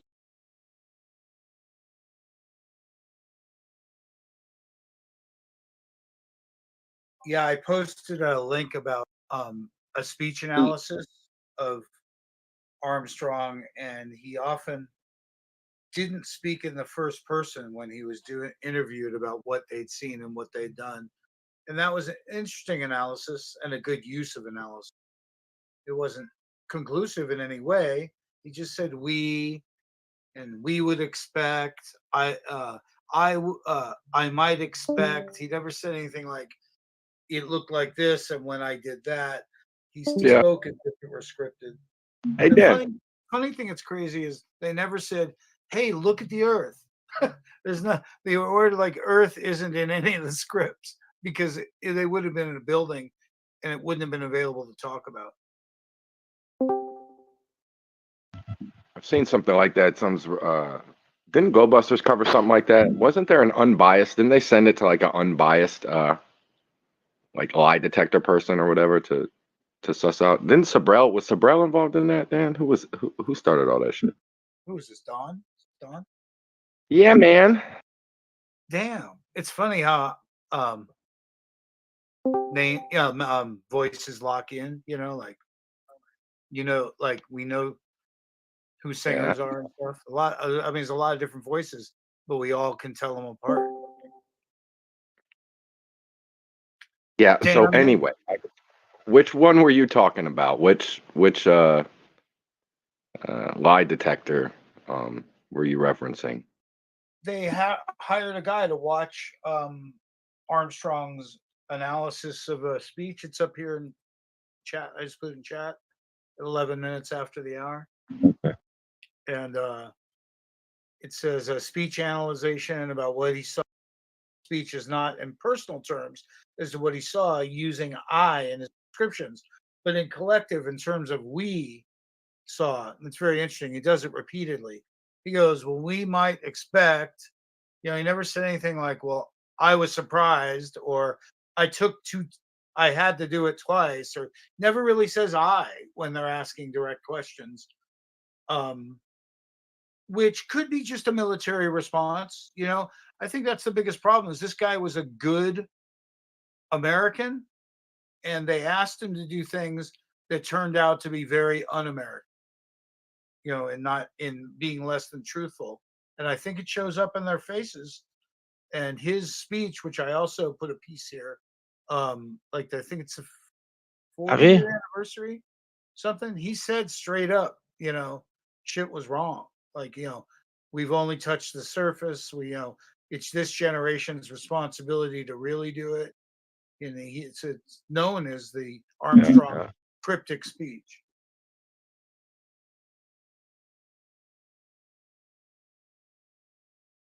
For sure. Yeah, I think his eyes, you could tell in his eyes, couldn't you? Yeah, and it's sad because if you're told this is what your government's asking you to do, you do it. Yeah. That's what I think. I think that is a man that is full of integrity and honor, and he's being asked to do something that is totally against his grain. That's the only point I was trying to make from that idiot Right, who but was started effing and blinding at me. But you don't have a foundation for just believing it in the first place. Yeah, as man, his you're not going integrity. to call me out again. All right, here's the thing. I'm going to swear all I fucking want on my own fucking Oh, server. And if you God. can't fucking take it, go somewhere fucking else. And if you got to talk back, I'm just going to mute you. I don't care. You came back in and sort of. Oh, yeah. Blah, fucking blah, blah. You can address this man. And if you bring me up again, I'll bring it back down to beef. And I'll swear it just some more. No. Grr, grr. Calm yourself down, man. Yeah. Everything's all right. We were having a very decent conversation, and then you came back in and you've kicked off again. What is your problem? So my problem is I was actually trying to have a back and forth with you, and your alcoholism has apparently broken through Discord, and you kept interrupting me. So then I started getting aggravated, and then you started bitching about me swearing. Grow some fucking testicles, sir. Do you have to swear in every single sentence you say?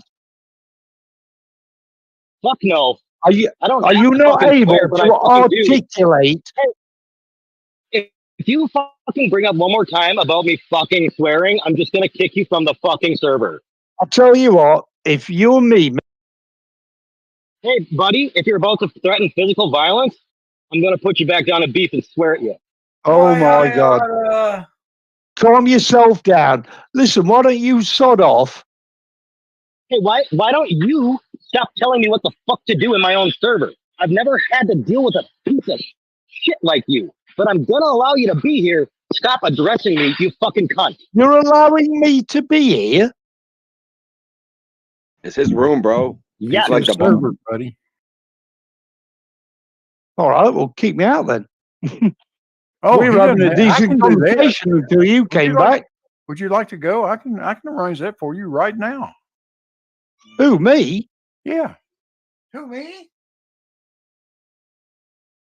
Oh, so you're on this side, the one that's sending profanities back at me. I'm not the one effing and blinding down the line. Yeah, they're on the side of fucking cordial discourse, which is why I'm not continuing to fucking talk to you the F anymore. word. Oh, you such a fucking little bitch, dude. Seriously.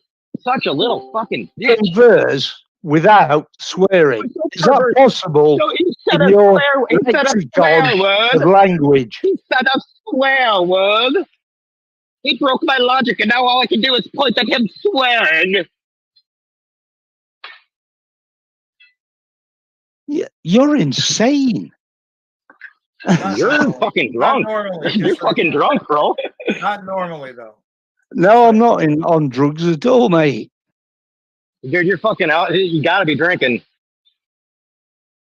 What are you drinking? We need to get your son in here and straighten you up, man. Mm-hmm. No, you don't. No, you don't. I'm the one being Dave's afraid. attacked. I'm sticking up for myself. All I'm saying is that Neil Armstrong had got integrity, and some lunatic is effing and blinding and calling me a cocksucker. What's that all about? I'll call you a cunt sucker from now on if you want. Oh, you're a big man, you are, aren't you? I'm pretty small. You should see Cole. Yeah, you sound small, actually. Yeah. You're Anyway, a real what were pleasure we to talk talking to. about? Well, we were talking You're a about how clown. you. Listen, Hold on. you're a We were clown. I talking don't about. care that we're, Yeah, I don't care if this is your server Shut or up. not. Shut up. Shut up. We were talking about the reason you believe we went to the moon is because of the integrity of Neil Armstrong. And then we brought Yes. up, well, he lied. Yeah. And you go, well, Because, yeah. yes, that's right. That's what we were talking about before we got Yeah, off but you kept topic. interrupting me. Yeah, because you kept interrupting me, and it kept aggravating me, and then you started. No, I think you like. Swear I word. think you like the sound of your own voice. To be honest. That's just. But I can't All hear right, myself when I'm on Discord. This is getting like sort of meta. So like, Yeah, no, maybe let's definitely. move on. Somebody mute me or fucking move it on. But this dude's pissing me off. Whoa! Somebody else can talk to him. By golly. At least you didn't say fucking by foot. Fuck you. Fuck you. Fuck you. Hey, dude, people are. Fuck up, you asshole. Yeah, dude. Oh. Like people are allowed to cuss in here, so it's not a big deal. Yeah, like, if you want to talk about flat let's Earth or move something, on.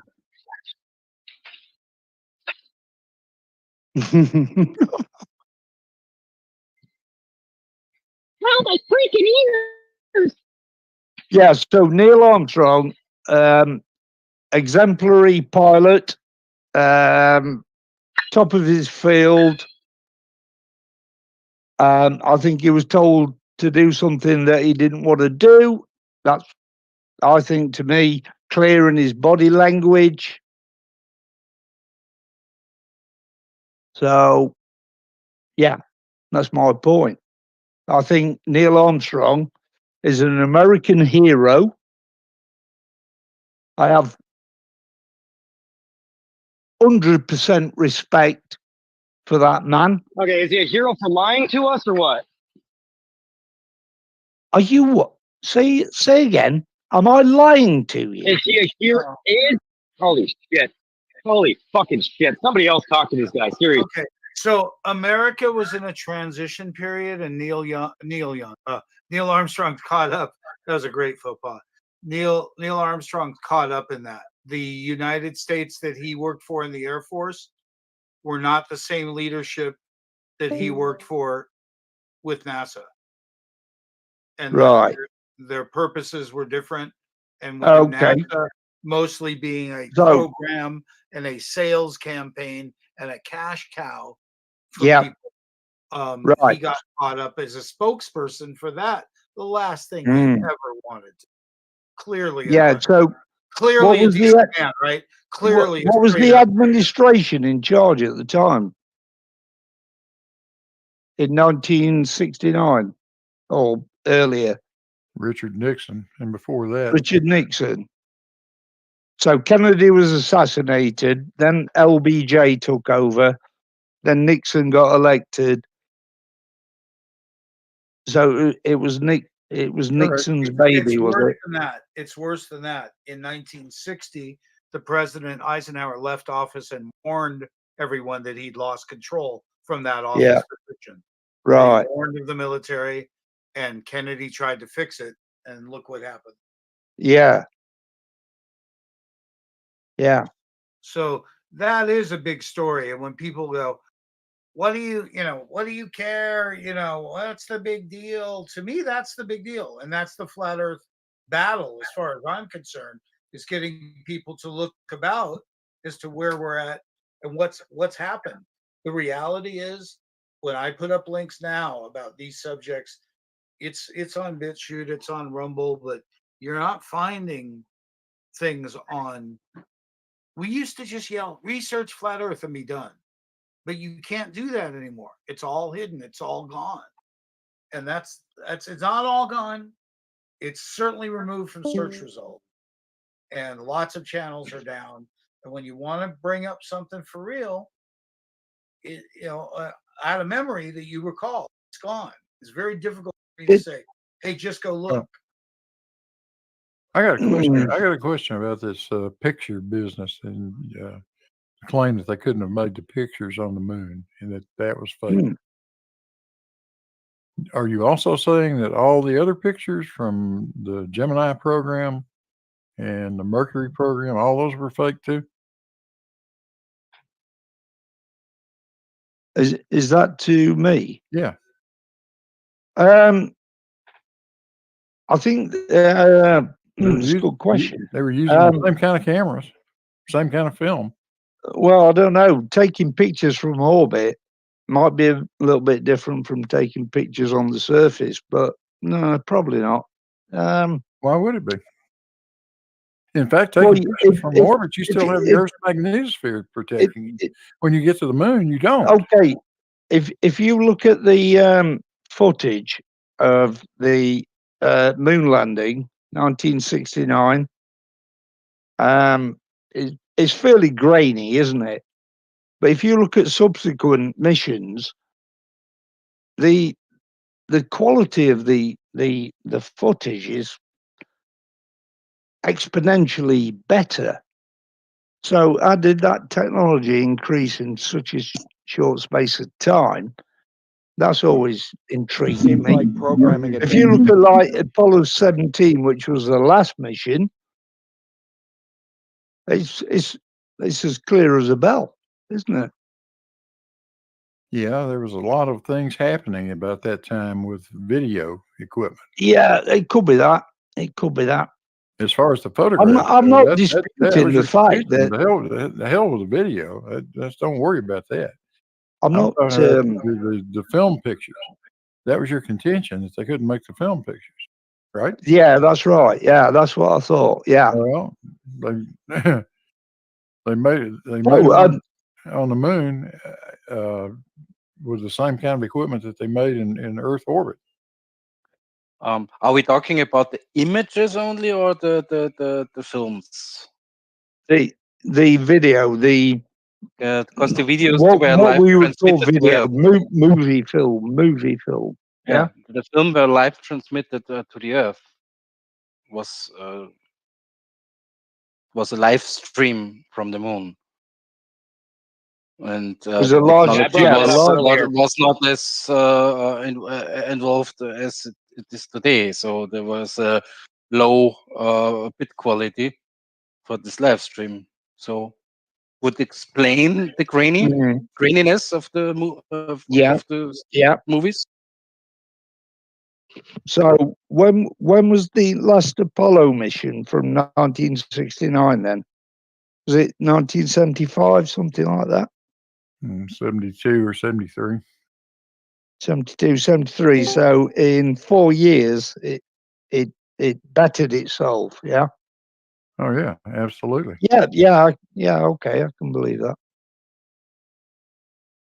And another thing I heard, I don't have evidence of it, and I do not know if it's really true, but the footage which was transferred to the Earth was then recorded off a monitor for the audio recordings they had. Well, essentially, yes, because the video coming down from the moon was slow scan television. It did not made up with the U.S. television broadcast system. It was 10 frames per second, 300 lines per frame, non-interlaced scanning. Radically different from 30 frames per second, 525 line interlaced scan for broadcast television. So essentially, RCA built what you're describing, a combination of a broadcast type television camera focused on a monitor that was designed to display that slow scan television coming from the moon. Yeah, and this explains the bad quality of all the footage. Yeah. Okay.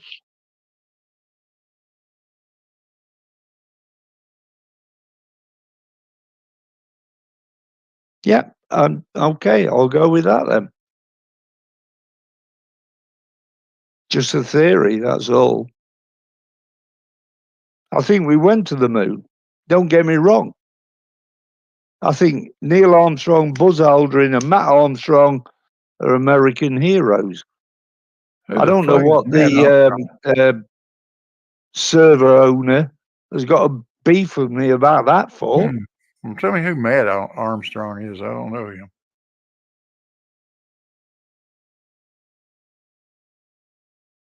He also made some comments, or is it just a conspiracy about aliens being on the moon, didn't he? Or is that rubbish?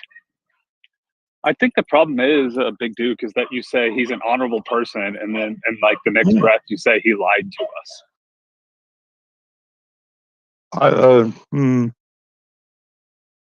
don't know. I think if a government could take out a president, then who knows what they can do to people. And let's face it, come on, that wasn't some random shooter.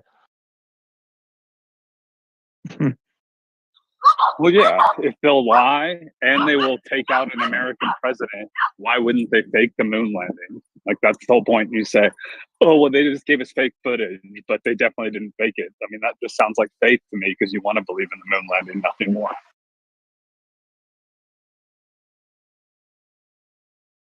Yeah, that's true. Oh, Yeah, it's I do definitely want to faith. We went believe. over that Yeah. earlier.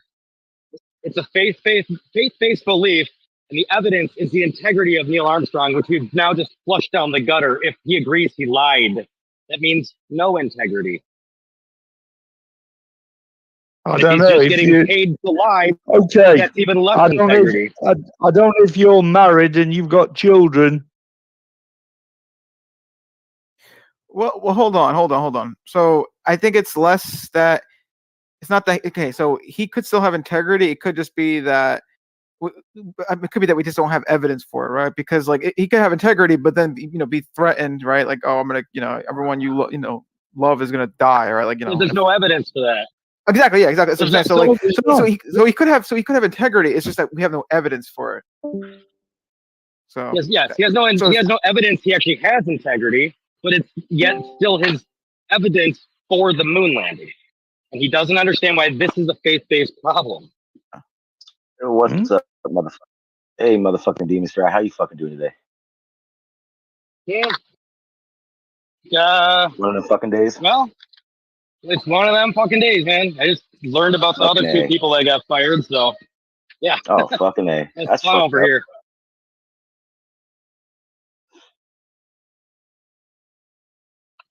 How's every motherfucker doing in this? All these motherfuckers. We're all right.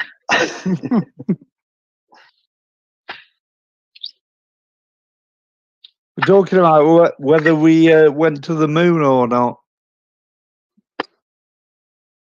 I don't know, but I can't wait until they do it soon. Taking a lot of years. Yeah, it takes a long time to get shit done.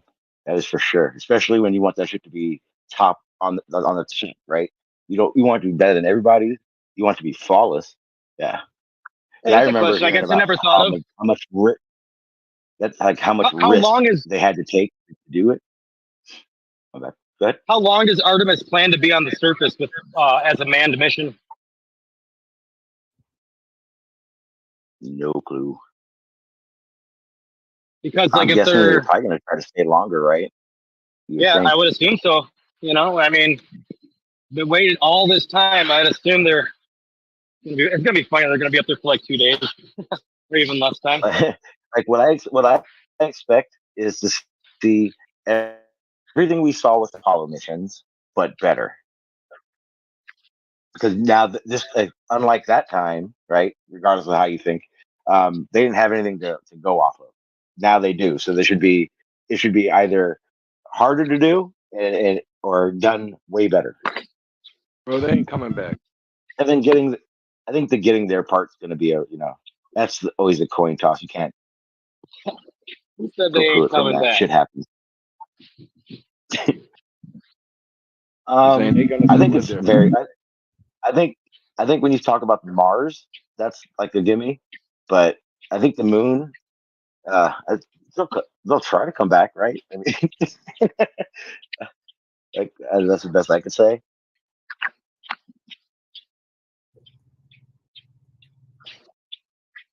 I think Mars is a whole different ball game. You're talking months, years in space, aren't you?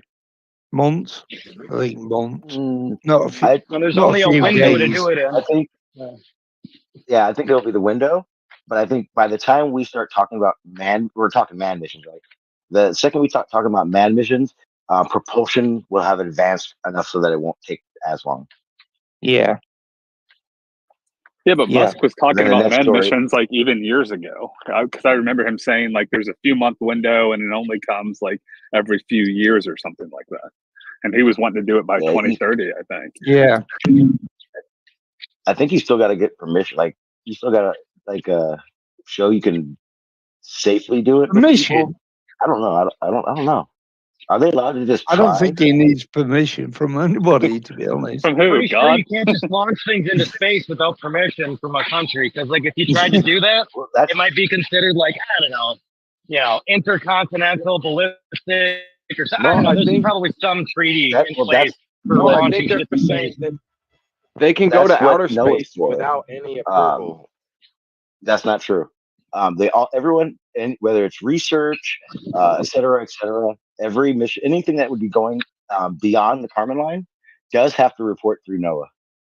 NOAA does police, quote unquote, our sky and anything that goes through it. Well, yeah, and you have to get like your government to like set up like boats and stuff in the Bermuda Triangle to catch them. You need nets to catch it. What was that line you said? The what line? The Carmel line. Kármán line.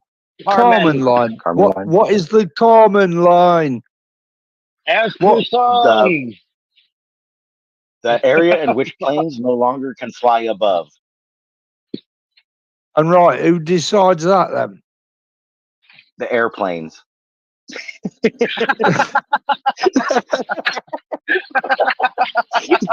Hang on. A rocket isn't an airplane. It goes past that line. Who decides whether something can go above that line? Okay. Is my question. It is no. Your question is ill-formed. A rocket does not have the same aerodynamic significant things necessary. There you go, to stay afloat. Again, a rocket or the Kármán line is not a place that is a barrier. It is a place where planes can no longer have enough atmosphere to create lift and drag. Yes. Yeah. Listen, I do understand aerodynamics. Okay. Yeah. Oh, so then why are we even having this discussion? I didn't know what the Kármán line was. We explained What do you mean? A rocket isn't a plane. It doesn't require airflow over an aerofoil to keep it airborne. It uses rocket booster technology to thrust it into orbit Hold or on. space. Yeah. It's not an airplane. It's not a plane. Yeah, it's not the same thing. Again, those foils that keep it aligned in a path or trajectory is a better way of saying it. That is not the same thing as an airplane that uses the air to stay lift and drag and all that other in propulsion, right? A rocket is just being pushed, and those fins just keep it in a straight line or whatever path they want it to be. Yeah. And then when it gets to a certain altitude, it goes horizontal. So no rocket actually goes straight up. It's actually flying straight across. When it gets to a certain altitude, in order to put it into a particular orbit, depending on the altitude of that orbit, from the surface. Yeah, Am I correct? the problem with what you're saying is kind of wrong because at a certain altitude, it is constantly gaining altitude. At no point does it get horizontal, so to speak. At no point does it fly. Yeah, but it don't through go the atmosphere straight to up and reach then where it's stop, going. does it? It sort No of one, banks no one up. said it did. No one said it did. I'm not really sure where that argument's coming from. I think y'all are kind of on the same page. No, we are not like that. We are, but he's the one arguing like we're not. I'm I know not I'm on the arguing right about page. anything. I don't know what page is. I'm not really sure what page he's on. The fuck you aren't, buddy. The fuck you aren't. I just want to know what the Carmen line was. I'm going to look that up now. It's a good look. Let me educate myself. Carmen line. How do I spell that? Is it CARMEN? Armin line.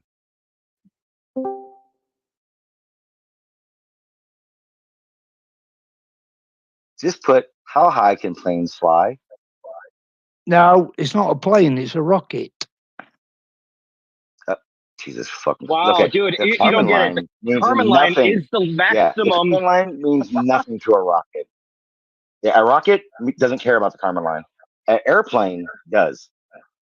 We're not talking about airplanes, are we? Dude, this is Oh the my crazy God. thing. Is like you literally can't have a conversation. It's fucking insane. It's literally crazy.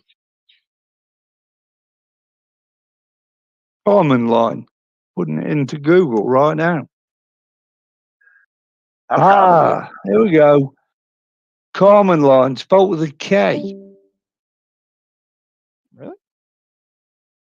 Is a proposed crazy. conventional boundary between Earth's atmosphere and outer space set by the International Record-Keeping Body, FAI, at an altitude of 100 kilometers, 62 miles, or 330,000 feet above mean sea level.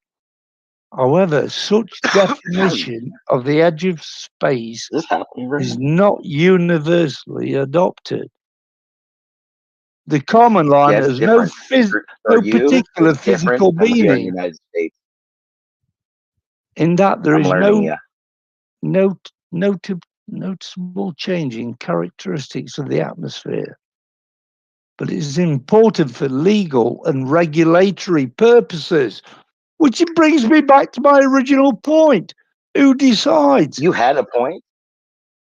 Yes. Yeah. Who decides who's in charge of the Carmen line? International law does not define the edge of space or the limit of national aerospace, which brings me back to my point. Who decides? It says right there, nobody decides. So, You haven't the even line, we need Rocket Man. I know, right? That's crazy. while What's crazy is like, disagree, hang on, who was arguing who created this line? we started talking about, what did we start talking about? Oh, Jesus Christ.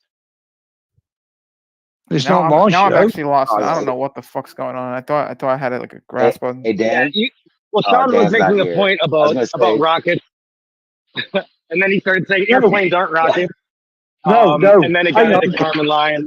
Wait. We were talking about the sure airplanes integrity of aren't Neil Armstrong. Holy That's fuck. what we're talking about. I definitely was not talking to you about that.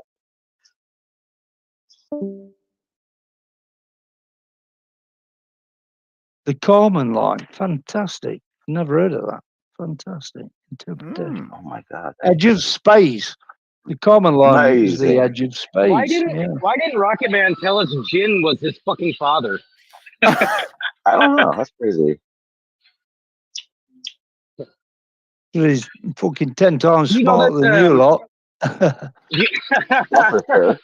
Yeah, What do you know about but see, outcasting? we know that. Hey, say again. what do you know about outgassing and why man-made materials can't? Oh fuck sake! Outgassing is that when you fart?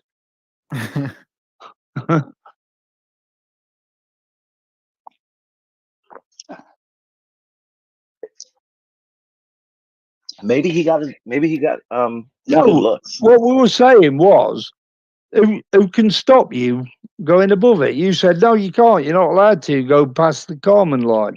I said Oh, yes, okay. yes, you can. No, you need That was it. permission. You No, don't need. Oh yeah, you need permission. You need permission. Whose Okay. whose For here in the permission? United States, shut up. For here in the United States, everyone would have Canada. I'd say North America. That might be better. Have to report to NOAA. NOAA does give permission for any scientific, whether it's government or universities, etc. Anyone who wants to travel through our airspace has to report through air for that purpose. You cannot just randomly launch anything you want into space. That is just untrue. Matter of fact, you can't just go above 10,000 feet just because Yeah. you want to without Okay. regulation. Right. What if you launch your rocket from Africa? I'm sure there's some agency that is responsible for that airspace. You see, America doesn't own Africa's airspace, does it? So I didn't say Africa did, and I specifically said United States and or North America. I did not say the world. yeah, so you could launch your rocket from Africa then, yeah? No, I'm positive that probably regulations for everywhere. The only place I can think of where they probably do that shit is Russia, but the Russian government probably knows someone launching something. And we were talking about Elon Musk, and as far as I know, SpaceX isn't headquartered in Africa; it's in the U.S. Yeah, exactly. Yeah, but Elon. And he has to report. He has to report every fucking launch that he ever wants to ever do. He has to report that. He doesn't just get to wake up at 3 o'clock in the morning, call up the boys, and fucking launch a rocket. He doesn't do that. So yeah, a lot of people, especially for what we're talking about here in the United States, anything above 10,000 feet need permission. The FAA has internally pushed back on SpaceX after the company violated its launch license with the unauthorized test flight of the Starship prototype. See, they get in trouble. Oh right! Whoa! They need permission. What? Did he get pulled up then? Somebody pulled Elon up for launching a rocket without permission. Is that right? Is that what? Is that an action? Are you being serious right now? Because it's kind of a funny joke. No, I'm asking a serious question. No, the fuck you aren't, man. Do you think they actually pulled a rocket over while it's traveling through the fucking atmosphere? It's an international Is it possible for you to articulate a sentence without swearing? Is that at all possible? Hey, you little fucking bitch! Do not address me again. Hey, listen, I'm not little. Hey, you little fucking cunt! We're gonna go down. I thought his name was Big Dick. Oh, he's about to go scold him. Have fun, buddy. Oh, it's Big Duke. Okay, never mind. Okay, I thought it was Dick. Swear at you a little bit. Oh, no, but what can you you have to remember, there's an international agreement upon sending things to Right. space. This is leftovers from the Cold War on nuclear rockets and intercontinental missiles. Thank God for a logical and reasonable British person. Who sounds like they have all their teeth. Okay. Yeah, I know fuck for you, motherfucking cocksucking I know bitch. for a long. I know for. Dude. You fucking asshole. You wouldn't say that to me if we were face to face, mate. I'll tell you that right now. I feel bad for you. I'm pretty sure if we were face to face. You clown. Anyway, thank you for that. Go ahead, Sean. Anyway, I know they don't have to now, but I know like when we were doing our shuttle missions during that time period, anyone going to space or launching into space used to have to go through NASA. I know they stopped having to do that because we stopped doing a lot of collaboration, because mainly a lot of countries got their shit together and put a lot of money into it. But yeah, there are agencies and treaties and stuff that pretty much keep that police pretty well. It's obviously to a certain extent, Russia doesn't have to tell the world that they're launching a spy rocket. It's just But like a few years ago. There's a rocket base in northern Norway. They sent up a rocket for studying the aurora borealis, and it turned the wrong way towards Russia. And then what happened was the whole of the Russian intercontinental system was on high alert because it was out of the planned trajectory. Yeah. That is why every high altitude rocket has to be reported to neighboring countries. It's quite simple. In fact, here's different a countries that might have example. different rules. But that's the way it is. This is an example of how it works. The reason they do this for in America, and I'm sure, well, in America, you guys remember it. We just found taking down a Chinese weather or spy balloon, which, so everyone understands, there's a huge spy base in that China owns. Super weird. You guys get into that. Anyway, the reason we knew it was a Chinese balloon, not a weather balloon that some random person puts up, is because they know what's up there. And if something's in a place, they're going to question it, and then they're going to get down and look at it. And then that's how we found out who owned it. Because they didn't have a big Chinese fucking flag stand on the side of it. So like that's why these applications and permissions are necessary for what's going on. And Elon Musk has to abide by all of it. Everyone has to abide by it. Yeah. Well, if it's international, then yeah, fair enough. If everybody agrees that's the rules, yeah, fair enough. But not for being on the moon. I just didn't understand the rule, which is all I'm trying to say. Anybody can be on the moon. Now, if you get in trouble for like getting there or doing something on the way close to Earth or flying over or whatever, yeah. But if you out there at the moon, it's no one can say shit to you. Don't matter if the moon's above America, you're not in American airspace. Absolutely. Yeah, the moon is off. The moon is not cannot.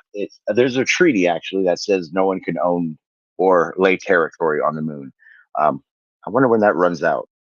That's another issue for Antarctica right now. Actually, I think in 2038, I believe it is, the Antarctic Treaty runs out, and there is no talk of renewing it.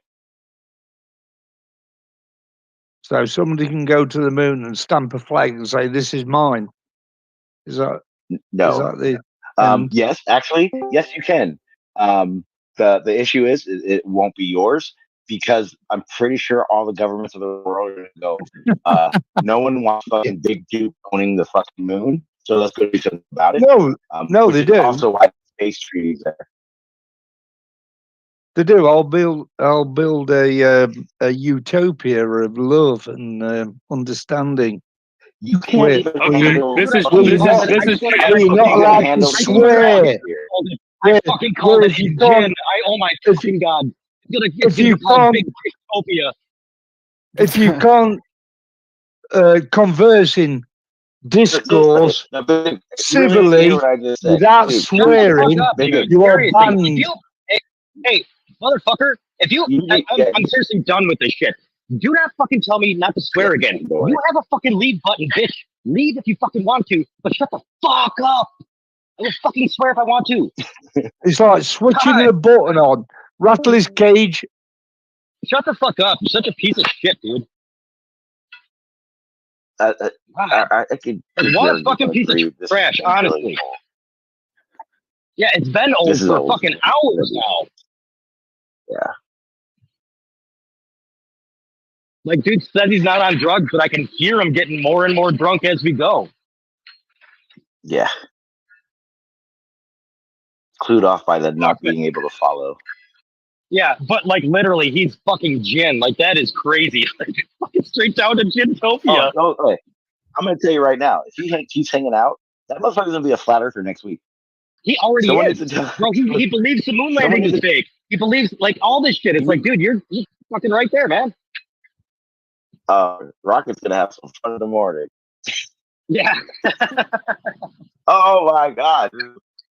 Woo. Fucking, that is so hilarious. He is exactly like Jin. Like he even brought up the film couldn't have the landing.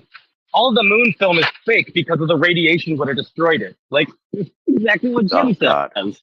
You can't expose it to the vacuum of space. The radiation. Blah blah blah blah fucking blah. It's hilarious, man.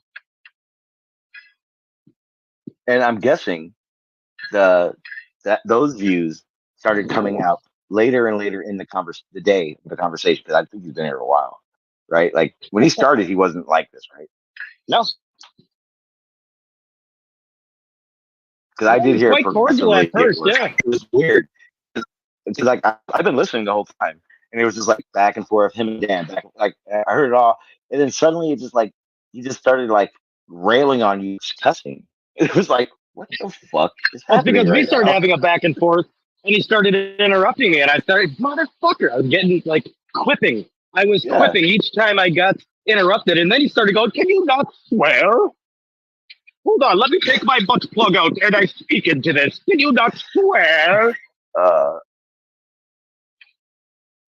I'm offended by your profanity.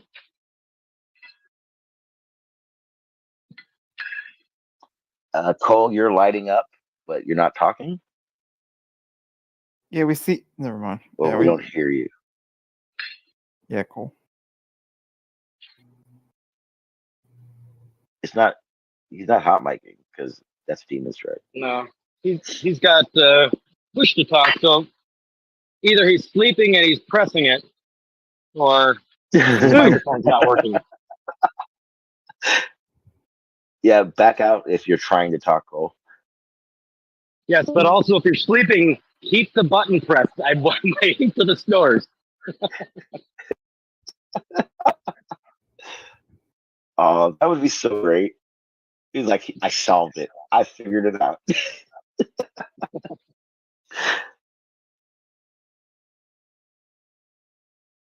Who are you talking about? A much cooler, smarter person than you. Stop it. I'm still talking. I'm still talking. I'm enjoying winding you up, idiot.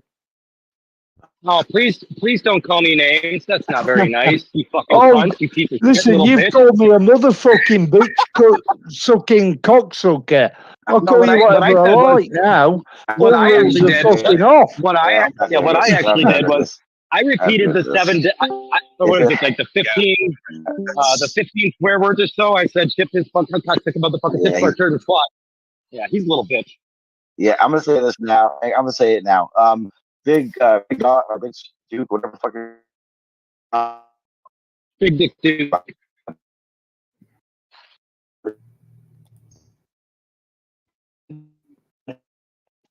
I'm so not interested in you purposely winding people up.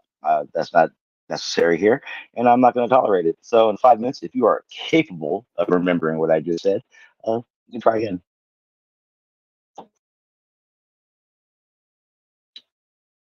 Oh, Jesus Christ. I just want to make it very clear. I am the only one allowed to rile demons straight up. At that point, no one else. Yeah, he's never gonna find his way back here. Little cunt.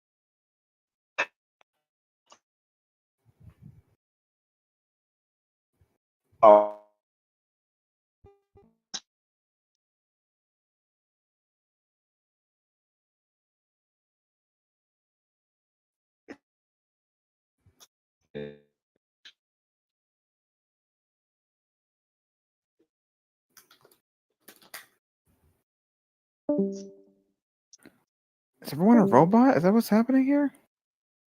Yeah, with your robot me too, Sean. I can't hear anything you're saying.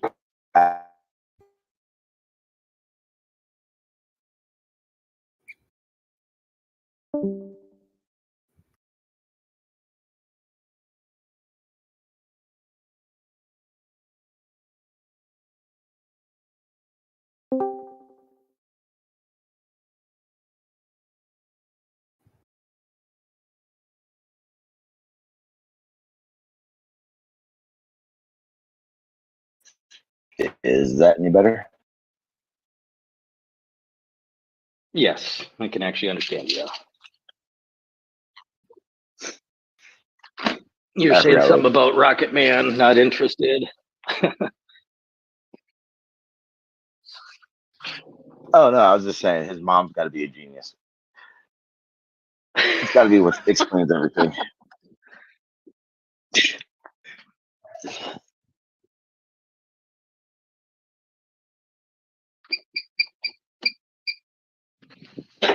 I'm gonna wake up bright and early for this. So normally I don't half an hour. call it. Normally I don't call out people, not having teeth, but that guy is fucking. I think I've got a personal grudge against him because of some shit I know about him. But I think that's really where my anger comes from. I was going to say you went pretty hard. You went pretty hard in the paint for like your friend's dad. I didn't hear the whole conversation, but I definitely would not have done that. I did that for Rocket. I cringed a little bit. Okay. Yeah. It's all coming together. Enough said. Mm-hmm. What? Oh, I remember what I was saying. I actually have a non-venting story about my mother-in-law. I said grandmother. Damn, that's crazy. Mother-in-law. I'm just gonna start referring to her as the old person. So, I had to take a bunch of stuff out, but I also had to get ready for the little road trip we're doing tomorrow. So I'm taking stuff out, and she starts annoying me, and I'm like, just leave me alone. In my head, I didn't say it out loud. And out of nowhere, she goes, "So, do you want me to come outside and help you, or do you think you can do it yourself?" And I said, "I'll do it myself. It'll be faster and easier." And she said, "Okay." And then she left me alone. And for those who know the stories, that's a big step. Wow, what a beautiful moment you guys shared. Yeah, it was. Even joked with her a little bit in between.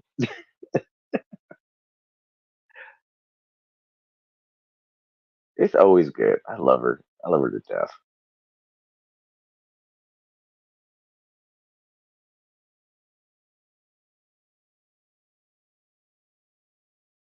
I mean, she's a hardworking 75-year-old lad. She probably outworked most of the people in here. Probably she just goes too far.